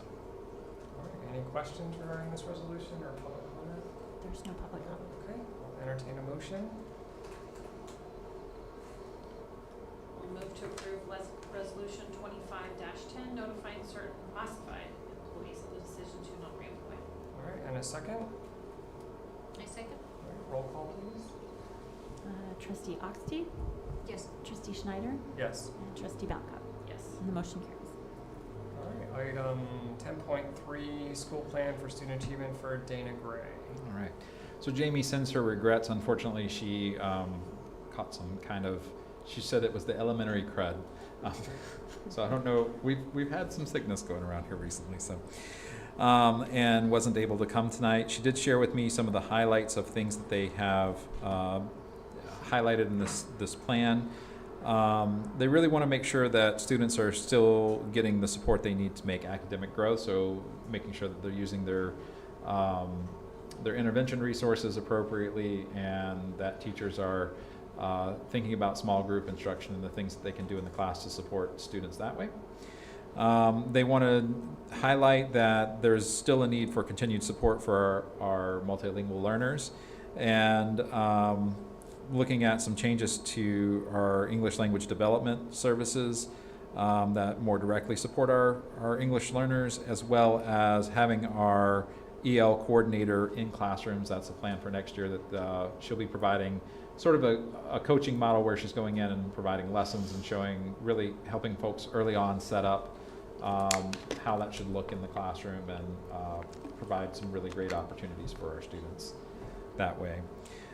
The SPSA also, one of the concerns they were addressing was around chronic absenteeism.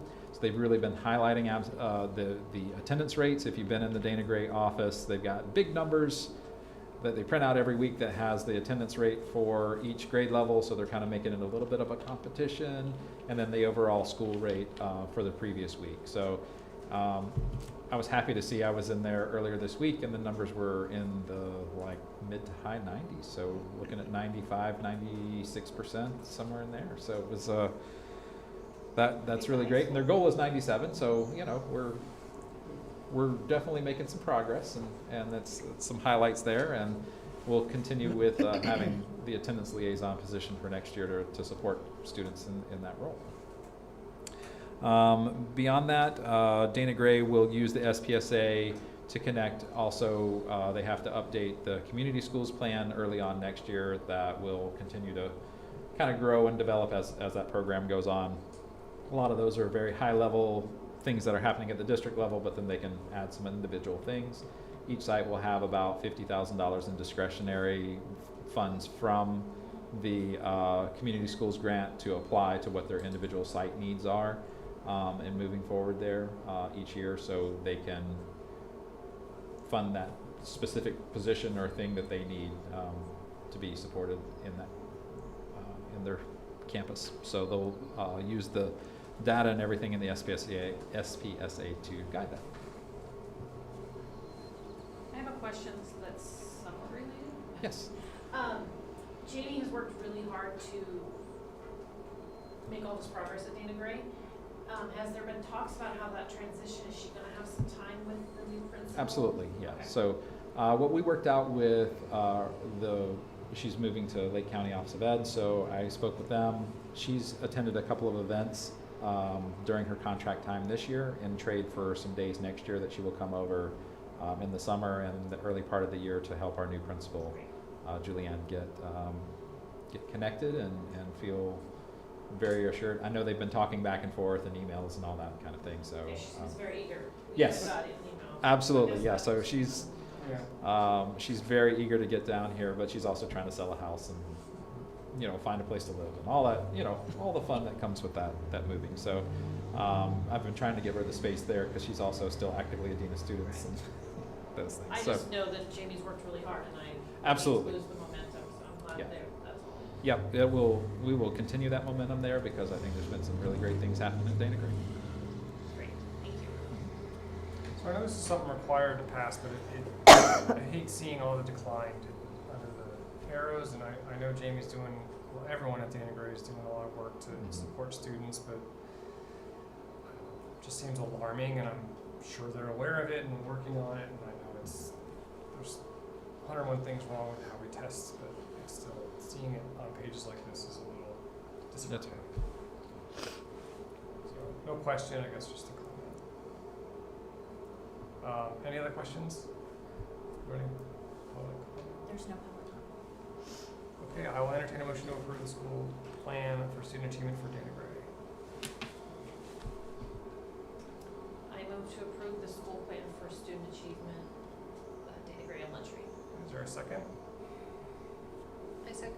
Okay, roll call please. Trustee Schneider? Yes. Trustee Babcock? Yes. And Trustee Oxty? Yes. And the motion carries.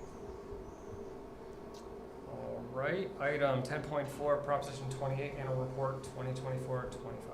Okay, so the report was attached. It basically just lays out what we've been doing in Prop 28, funding our art and music teachers at Redwood Dana Gray and the drama teacher at Fort Bragg Middle School. The positions are serving those sites.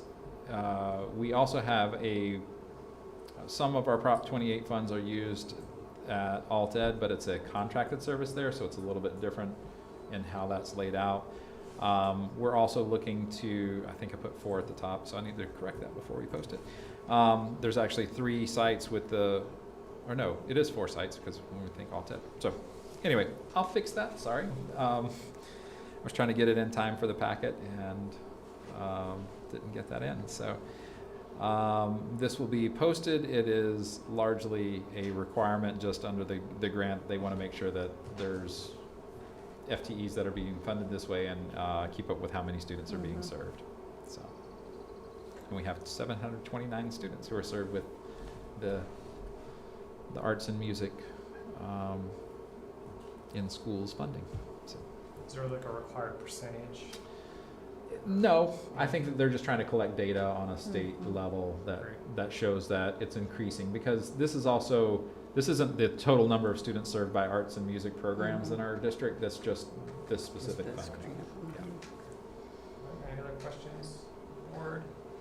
Any public comment on this item? There's none. Okay, I'll entertain a motion to approve Proposition 28 Annual Report. I'll move to approve Proposition 28 Annual Report 24-25. Now a second. I second. All right, roll call please. Trustee Babcock? Yes. Trustee Oxty? Yes. And Trustee Schneider? Yes. And the motion carries. All right, item 10.5, job description for K-12 Pathway Coordinator. Okay, so I had the intention of also bringing a contract before you, but the K-12 folks haven't finalized that contract yet, so hopefully before June that will come through. But we can go ahead and get the pathway coordinator position description if there's any concerns, at least be able to consider that, or maybe get an approval on it as well. Again, this is to provide, it's a partnership with the Community College Chancellor's Office, as most of our CTE programming through the K-12, if it says K-12, it's funny that it's attached to the community college. It's a weird thing there. This position will serve all of Mendo and part of Lake County, and the grant funds will basically are pass-through funds. We employ the person, but we get a small, basically about $5,000 a year that will be just for administrative purposes. it's not really going to cost us any money to host this person either. It's, you know, the grant completely covers the cost of their employment and all of their travel that's associated with it. So as far as a space to work from, we are actually working with the Coast Center to identify a space over there because we thought that kind of makes sense as a partnership with the Mendocino College. So basically, it's just a way that we can be supportive, and we will actually get probably some better service for our CTE programs and a little bit more of a heads up around some of these opportunities. So. Does this also, it covers any benefits or anything? It covers the whole cost Yeah. for the employee. So the grant's about it is $140,000 a year. And so we figured out the cost with benefits and should be very adequate funds for travel and all that kind of thing. It's not costing us any money, or else I would not have agreed to. So it's grant funded right now, it's gonna be grant funded next, so it's gonna be this issue every year. It shouldn't be an issue. I think the issue this year was that the grant didn't cover the cost through MCOE because their salary schedule is different than ours. And so they put it on a management schedule, whereas we're putting it on a teacher schedule. And so the grant is adequate to cover in our pay structure for the foreseeable future, because we brought, as I figured, the funds at I think 10 or 12 years of experience and masters, you know, so pretty high on the salary schedule. And why didn't it stay at the county? I know you told us last time. It's just that it was costing the county money Because of the salary? because of the salary. Okay, but they couldn't just revamp them? No, because of union agreements and that kind of thing. It just, And they felt like they also had another program that did a similar function, so it felt like a duplicative effort of a program for them. So who do they report to? so they would report to the superintendent and also to the K-12, yeah, Okay. so it's a weird kind of, So they're your employee, but they're not your employee? exactly. Okay. So, All right, yeah. you know how grant And money is there a person? There is currently a person serving And this they're role. okay with the different salary? Yes, Not we, that it's our business, but we've chatted. We will still have to open it through our normal processes and all the considerations because it will be a bargaining unit position. So we'll have to go through that process. I don't know that anybody existing has the type of experience necessary to support this, but if they do, they're welcome to apply, and we will certainly consider them as a part of the process. So. And hopefully this person doesn't have to move, I mean, because they're going to work. No, they're already existing. Okay. Yeah, these are not really relevant. I'm just curious. Anything else? Any other questions regarding this job description? And this came from MCOE, I take it, right? The job description. It actually came from the regional consortium through because there's such specific things that have to be done through the job. So. Is there any public comment? There is no public Okay, I'll entertain a motion to adopt the job description. I'll move to approve the job description for the K-12 pathway coordinator. And a second? I second. All right, roll call, please. Trustee Oxty, Yes. Trustee Schneider, Yes. and Trustee Babcock. Yes. Motion carries. All right, item 10.6, California Intergalactic Federation. Sounds like Star Trek. 2025-26 designation of CIF representatives to lead. So there are no changes in this. So it's a very routine thing that we just have to approve every year. Okay. Any questions from the board? Any for public comment? Okay, I'll entertain a motion. I'll move to approve the California Interscholastic Federation 25-26 designated to the CIF representatives to lead. And a second? A second. All right, roll call, please. Trustee Schneider, Yes. Trustee Oxty, Yes. Trustee Babcock. Yes. Motion carries. And we did try to see if we could put that on consent, but unfortunately it wasn't one of those things that could be on consent. So. 10.7, Resolution 2511-11, adoption of ethnic studies curriculum for grade 10. All right, so we have gone through our pilot of the ethnic studies pilot curriculum that you saw last year. We've gotten a little bit of feedback from a community source, and I had some communication with a reporter around a particular area that someone had found objectionable, listed our name, and a very obscure resource that a report that got out there, our district along with 3 other districts in the state. Fortunately, the objectionable content had not even been shared with students at that point. We hadn't made it that far in the curriculum. And so we were able to ameliorate that pretty quickly, remove the objectionable content, and everyone agreed that was the right thing to move forward with. And so with that, we have basically this curriculum that's based off of the adopted model curriculum, so it should be a pretty dynamic thing. The one caveat that the group did add was that they would like to see additional resources there to support our indigenous populations, which we know that will be released in September, so that'll be an addition that we'll bring to you in the fall when that is released, but that's currently in development, so we're excited to see how that works out. Cal Poly Humboldt has been integral in that, so it will be very local to our area. And I know last summer we tried to do some professional development. Was there anything that came up for this summer, or have they been able to do? You know, I haven't seen anything come across, which is interesting.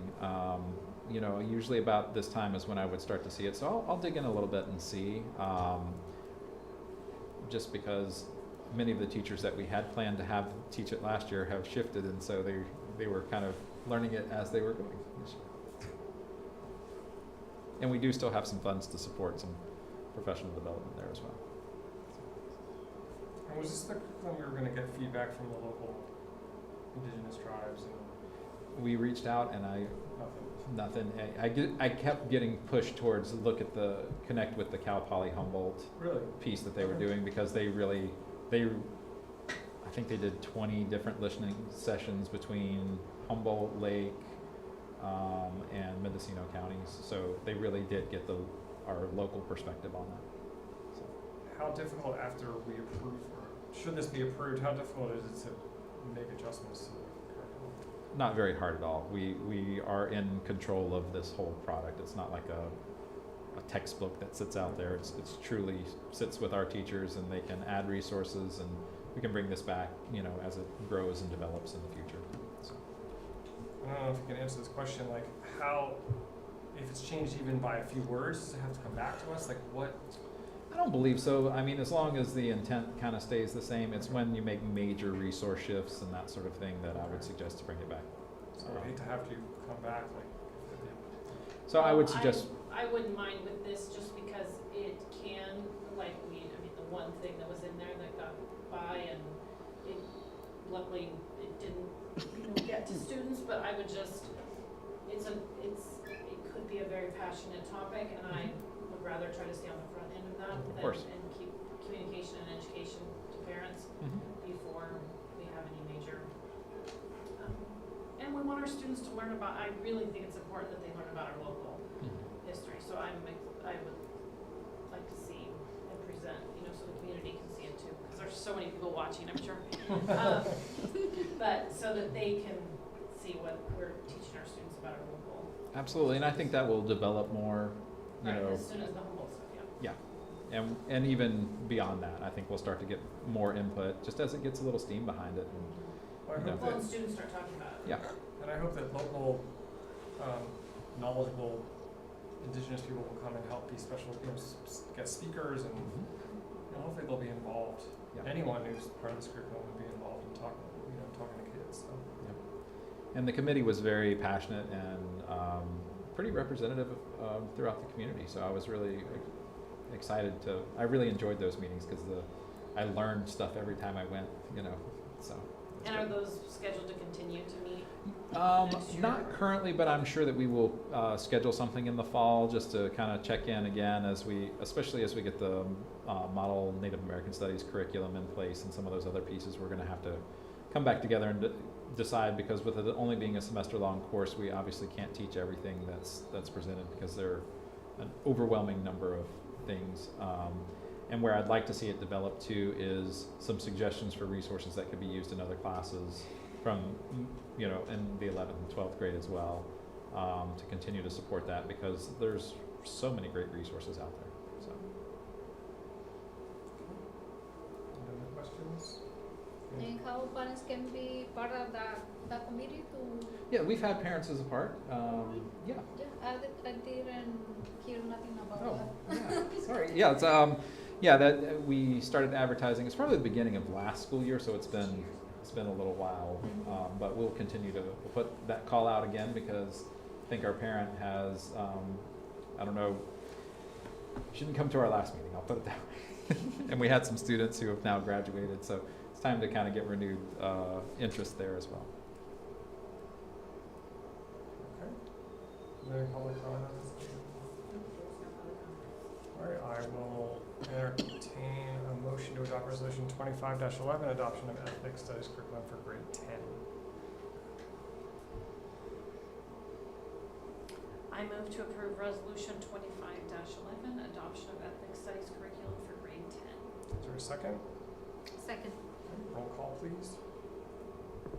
Trustee Babcock? Yes. Trustee Oxty? Yes. Trustee Schneider? Yes. And the motion carries. Item 10-10.8, Board Policy Exhibit 3555, Nutrition Program Compliance. So we just have to adopt a new non-discrimination statement that was changed. Don't really have any choice in whether we adopt this or not. So it's one of those mandatory compliance pieces. All right. So. Any questions from the board? Public comment? All right, I'll entertain a motion. Okay. Board policy exhibit 3555, nutrition program services. I move to approve. All right, is there a second? A second. Roll call, please. Trustee Oxty? Yes. Trustee Babcock? Yes. And Trustee Schneider? Yes. And the motion carries. All right, item 10.9, Board Policy Administrative Regulations, CSB recommended updates for March 2025, and these were reviewed at the last meeting. Yep. And are in front of us now. So if there are no questions, Nothing to note, nothing, yeah, it's all just, okay. they're all pretty straightforward. So. All right, any questions from the board? I know this is wonderful reading, but the people that have to implement this stuff do review it too, right? Yes. Okay. Anything that's relevant. I mean, a lot of it falls on our office, so we get to Right. read lots of fun Anything stuff. the principals have to. Yes. Okay. Yeah. It gets shared out with them as well. So. We haven't asked that question in a while, so. Yeah. All Yeah. right, is there any public comment? No, there's no. Okay, I'll entertain a motion to adopt the Board Policy Administrating Reg CSB recommended updates for March 2025. Right, I move to approve board policy regulation CSBA recommended updates March 2025. Is there a second? I second. All right, roll call, please. Trustee Schneider? Yes. Trustee Oxty? Yes. Trustee Babcock? Yes. The motion carries. All right, item 10.10, Board Governance Handbook 2025. I believe this has all the edits that Diana sent in, including attachment at the end. So should this be approved, we will ask all board members to sign it. But I don't know if there's any areas you want to still go over, or any questions that anyone has. I want to thank Trustee Paoli for her work in editing and making this more relevant and more streamlined each year. So appreciate that work very much. So, is there any public comment on this item? No, there's no. Is there any questions from the board before we? No, but I do, Diana's brought it up and it is on this top of this, but I do think that the president should be listed first and then the rest should be alphabetical, or I know on our agendas it's not. But I know why it's alphabetically, but I do think that our president should be listed everywhere as the first person. I don't know if that needs to be brought to a workshop, or Diana brought it up before, but I don't think it's stuck anywhere. And that's been past practice. usually? Before, yes, Okay. before, Okay. And it looks like the handbook does have that. yes, she, Okay. And these handbooks are calendar year or school year? Yes, Calendar year. they're generally intended to happen just following your government meeting in December. Okay, so usually But January, this one February it's has adopted. taken a while. Okay. Well, there were significant changes and the equity statement was done. Right. Okay. Yes, and it does include our new approved equity statement, which is great.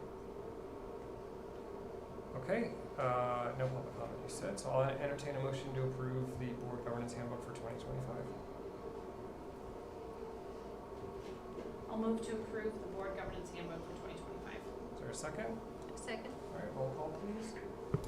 Trustee Oxty, Yes. Trustee Babcock, Yes. and Trustee Schneider. Yes. Motion carries. All right, item 11.1, local control and accountability plan 2025-26, first read. Okay. So I attached and sent this out to you in a separate email earlier this week, some just the goals summary, goals and actions. That's really the heart of the part of the LCAP that's probably digestible. The rest is around us working out the budgeting and numbers. This may change just a little bit in that I still need to get a little more feedback from the alternative education sites on the goal number 4, which is focused because they received the equity multiplier money. So we've talked about some different things that we can do to update there, add a little bit more specificity to the goals because they're specific, but it's maybe not addressing all of what they're doing with the funds, so we want to make sure to encompass that. We've also made some changes in some of the goals and actions as affected by the budget changes. So, for example, when we talk about the full-time instructional coaches at Redwood and Dana Gray, those positions are eliminated due to budget cuts, so that will actually come out, and we'll make some comments about that. And then we're adding some things as well, not that we're adding the services, they already exist, but it's this year we have to talk about anything that we've done with the Learning Recovery Emergency Block Grant money has to be added into the LCAP as a part of the overall plan. That hasn't been the case in previous years, so we're adding in some of the pieces, specifically calling out that we are adding some support for instructional technology, and calling out the fact that we are using the Learning Recovery Emergency Block Grant to support mental health services, so that's where Thrive is paid for out of that funding. We also are changing up a little bit about Newcomer Academy. It's really been newcomer support at the high school and middle school, so the original vision has kind of shifted a little bit because we couldn't find that one human being that could be at both sites and follow that through, so we've been providing some more direct services there for students at both sites just through staff who teach some other pieces. But the upside to that is that staff has been available throughout the day, so if those newcomer students need somebody to come to later in the day, they're not floating between two sites. So there has been some positive to that they feel they've got an anchor and a place to be supported throughout the day. So other major changes, at this point I don't think that we have the energy or resources to really implement a dual language immersion program just yet. We've got to do some work in building up some capacity before we can get there. As much as that's been a vision that I've had in place, I don't know that we can keep saying that we're gonna do it and then not have the energy to put there, so I have to be realistic there. We are offering a transitional kindergarten program, so I wanted to put that in as an action because we do actually fund part of that out of LCAP funding. Let's see. What other pieces are anywhere that it was bilingual family liaisons, because we've changed that job description, we're going to just family liaisons. We'll also highlight some of the pieces that we're offering through the community schools grant. Whenever that makes sense, we'll highlight that funding as well, because we really want to celebrate how that integrates with the plans that we have in place and really takes that to the next level for us.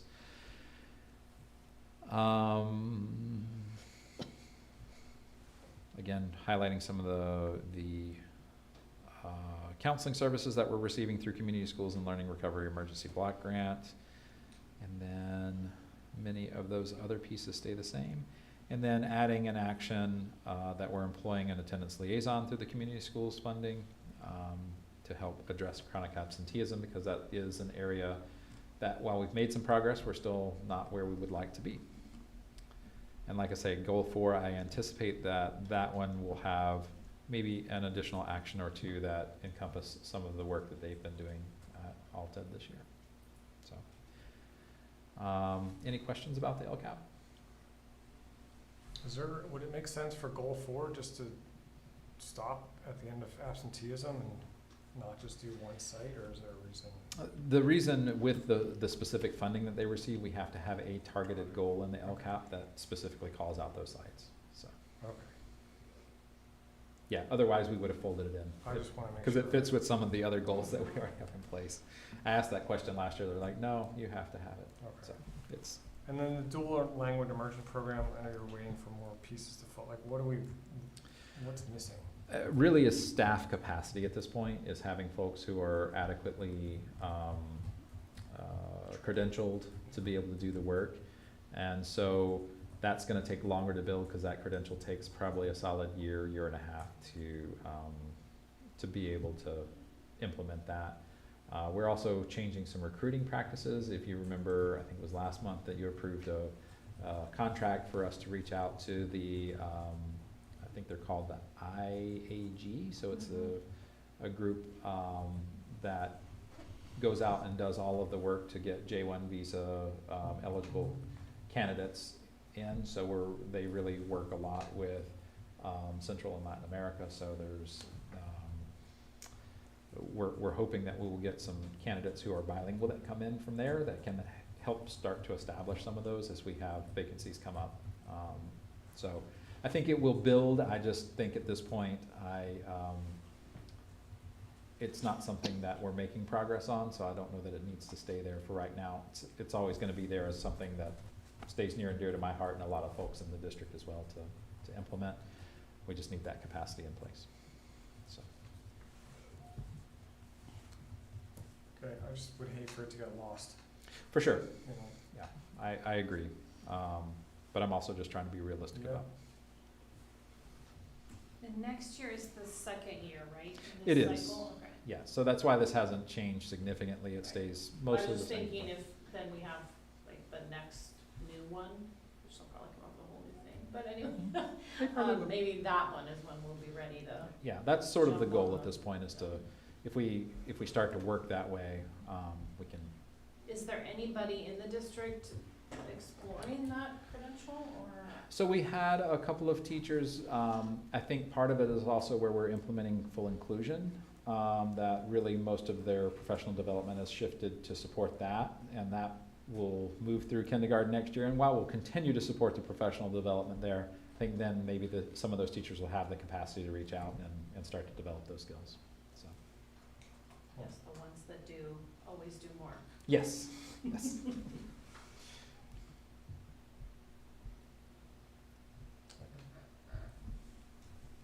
All right, so next steps for this are, So at our next meeting, we will bring we'll have a public hearing with essentially the finalized document. So I'm starting to build all those pieces out, and we'll be able to bring that forward to you. We'll get the budget pieces in there from what we know and balance that against the draft budget that you'll have at the next meeting as well. And then on the 17th, June 17th, we will hopefully approve that finalized document. I would just say regarding dual language immersion, if there's any other wording, another way to word it, instead of taking it out completely, if you could just think of how. I'll think about that for sure. Yeah, thank you for that Build the feedback. foundation of a future dual, something so that, again, It doesn't just go away. get lost, so, okay, all right. 11.2, California Community Schools Partnership Program School Site Plans. Okay. So these just have to be presented. If you had a chance to look at the plans that were there, they're fairly generic and look generally very much the same. Each site has a plan, but this is how we just had to have it listed on a board agenda. These plans haven't been updated since we submitted the application because it was really meant to survive through the first year. So basically, in the fall, we'll have our principals update these plans with Martha in the community schools program, just to make sure. We're currently doing the reporting now for the first year, so that'll really help guide changing these plans out kind of over the summer and into the fall. So you will see a new version of these come back to you probably in, I would say, September or October. And is there someone who will provide feedback on those reports? Like, is there actually are they just gonna go into some black hole? I would like to think that we'll get some feedback, That'd be nice. but I think a lot of it is a self-reflective process. Gotcha. So we've been doing pretty good about that process internally, I think, and so that's where we're going to see the real benefit. So. I'm just curious about that money, if there's actually an entity out there who's going to be. You know, I think with the number of schools that because they brought on, they just approved this week actually, 121 more districts, I think, to participate in this. So I think largely it becomes almost like an LCAP process where it's all localized, and we do have some support through the county office, so they may look at some of what we're submitting, but they've been right along with us the whole way, so the reports aren't going to be any surprises to them. So. Okay, any other questions? Okay, 11.3, Board Policy 3515-31, School Resource Officer. So we just wanted to bring forward, this is an actual recommended policy, and we have not adopted this yet. So now that we do have this program functioning, I thought that it may be prudent to bring that forward and consider if we want to move that into an adoption process or not. It echoes many of the things that we have in place with the training and some of those other pieces that we've have really decided that we wanted in place. So I would recommend that we move forward with that, just so we do actually have a policy on the books that supports the work that we're doing. Is there an admin reg that goes along with this, or I think it's just the policy. just policy? Okay. We usually don't make things specific to us, but because of the work you guys did in that document you had where it spelled out should that be integrated at all, or? I mean, if it were, that would probably be in a admin reg rather than in the policy itself. So That would be my only thought, is that we Mhm. make it pretty specific to us, or add the administrative reg. yeah, Then I guess that would probably add legal fees. it probably would, yes, to make sure that it's still compliant with those pieces. So, and I'll look around. There may be some districts that have an AR already existing that we can take and see the legal structure of, and then change it to model what we have. So, So because we, this is the CSBA recommended policy. So. okay. So we have time to review this and send you any thoughts or Mhm. edits we have, and Absolutely, or any things you'd like to see resolved in the AR or within clarified within the policy as well. all right. 11.4, Board Policy 0415, Equity. And we're just continuing to keep this on the agenda. I think at one point the intent was maybe to bring this forward for approval, but we really wanted, I think, our full board here to get any last bits of feedback. The draft policy attached includes the work that the board has done over the last 2 years. So it's pretty much ready to go. If there's any feedback that you have on that, let us know, and Does it include the stuff Diana sent you with Diana, or that's? That is a document that I didn't have. Okay, so Diana sent me Okay. edits that we did at one of the workshops, and so I would just encourage everyone to look at that and maybe make sure You it's could- all incorporated, yeah. incorporate it, and then maybe we could put it under information discussion one more time and then approve at the June 17th Sounds good. meeting, if everyone's okay with it. That way all 5 of us will have a chance to review before we have to approve. I've So already got hard copies. We have that second meeting, that would be nice, because then it'll be ready to go in August. Yes. Yep. And I'll get hard copies over to the other 2 board members.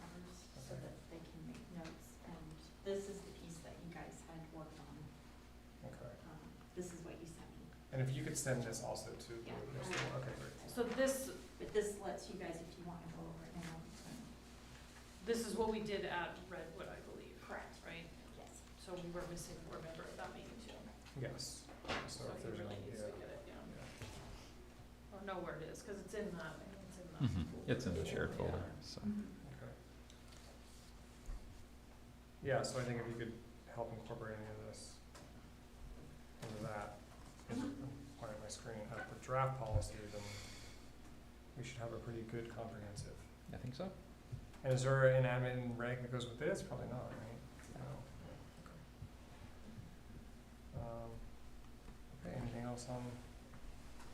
And so I hate to cost any money to the district, but because we did edit this, does this have to go to CSBA or to legal? I don't believe so. I mean, that we've worked with Nicole Anderson on this. She's done this in many districts and it's been vetted, I think, enough at this point that they're, because it's not really changing the language of the policy as much as it is the arrangement of the language and, you know, just adding a little bit more humanized language, I think, in, Yes. but, That was our intent. yes, so. But overall, it's not changing any of the legal implication of the policy. Okay. So, And I'm sure Diana's looking out for us for that too. yes. Okay, moving on, 12.1 board reports. I'll go first. So I had a brief call with the auditors a couple days ago, which went well. They just, I think, need to interview a board member as part of the process. And I attended an interview for a possible future school resource officer. We're trying to lay the foundation for the position for the long term moving forward. I thought that went well. And just getting ready for the end of the year. Yeah. I'll try to do my shout out and not, as Pilar said, I had a wonderful day Wednesday, seeing the kids and reminding why we do this work. So, I did walk around the block with the kids. It was great to see their happy faces, and then I went to Noyo to do interviews, there for, mock job interviews. And I have to tell you that what you see at the podium with, the students, not that they would give you a dog and pony show, but that really is what's happening there. Like, I individually sat with 6 students, and you can see exactly what they're reporting out is really what's happening at that school. And as my son is starting to panic about what he's gonna do with his life, and where he's gonna go to school, and all this pressure he feels from all these things, every one of those kids at 13, some of them, they have a pretty clear picture on what's important to them in life, like what they don't want to do, what they do want to do, whether they want to be outside, inside. Anyway, I was just thoroughly impressed, and it's really neat over there. And the young lady made a darn good vanilla latte in the cafe. So it's really happening over there. Yeah, I attended the 10th anniversary for Latino Coalition, and they said they raised like $19,000 for scholarship for this year, so they're doing a really good job. Excellent. Okay. Very exciting. Yes. 12.2 advanced planning. I know there's a bunch of dates on here. That's on housekeeping. Oh, no, that's under housekeeping. I did want to put, was this where I want to put it? Yeah, sorry. So I just want everyone to put on their calendar the CSBA conference in December. Just, I know it's far away, but if we get it on our calendars now, I think it's in Sacramento. It is, yeah. Generally, we all attend when it's in Northern California, and I think there's budget, or maybe not next year. So I guess we'll wait and see on that one. It's still the first weekend. It is December 3rd through the 5th this year, and that's a Wednesday through Friday. So I would, as you do your budget planning, I think if we all can't go, it'd be great to have, at least be able to fund 2 to 3 board members to go. Professional development is very important. It is very important, and it is a very good investment. So I don't know if all of this professional development funding you're getting from all these one-time funds are good for the board too, but maybe we could. do Well, we some also of that. have our, the money that we have been awarded through Community Engagement Initiative that is completely unrestricted, so I think that Ah. would be what's more engaging to our community than our board. There you go. Perfect. Well, Problem solved. we'll see how many people are purposely. So. The weather's Um, good and Yeah, I know. nobody's mad at us. Well, maybe if there are sessions around community engagement, we can make sure to Absolutely. highlight And those at the conference. Is there anything else for advanced planning? I know that there is a poll for a closed session in a couple weeks. I wanted to have one as, once June comes around, we have these meetings, there's really not a time for the board to sit down and talk about the things we gotta talk about before the end of the year. And I don't know if all 5 of us will be at the next 2 meetings. So if you could help us figure that out, that'd be great. I'm waiting for additional responses. Okay. I think trying to focus on that Wednesday, Thursday's the, Thursday, I believe, is the FFA Mhm. okay. banquet, and So I think if I've we been asked to focus on speak that there, so. Wednesday at between 4 and 5. Okay. I think most of us are available, and if I can, I'm happy to reach out individually if you let me know who. Yeah. So I it'll have guess to what be Diana- probably 5 o'clock that day because we have an ADCO, that's one of our last Okay. ADCOs to connect, so. But we could absolutely make that work. Okay. And I think an hour is probably maybe 90 minutes, yeah. I'd do an hour and a half just because. Yeah, I was We gonna say, can always leave early. I was gonna say 90 minutes is probably the outside of it because then we have the scholarship night that night. Drama performance is the May 21st. Oh, the 21st is drama performance. I knew there was something else that night, so. Scholarship night's the 20th, night yeah, before, it's the isn't it? 20th, Yeah, the Sorry. middle school drama. it's all running together, so. Yeah, it's just getting that time of year. Yep. Okay. Oh, and Redwood, oh, that's during the day. And as Scott mentioned, my son has made state finals in high school rodeo, and so I will not be here on the 12th, but I will be here on the 17th. And we'll do one agenda setting for both of those. Yes. meetings, correct? Yeah, because the second agenda is pretty prescribed unless anything comes up in that Okay. short term, but I doubt that that'll be the case. Okay, and just moving on to 12.3, really important to note all of the graduations. Thank you for putting in the times and locations there. And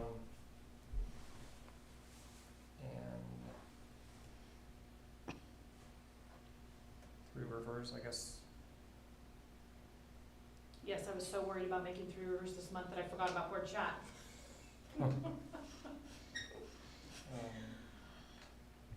So apologies. All right, is there anything else?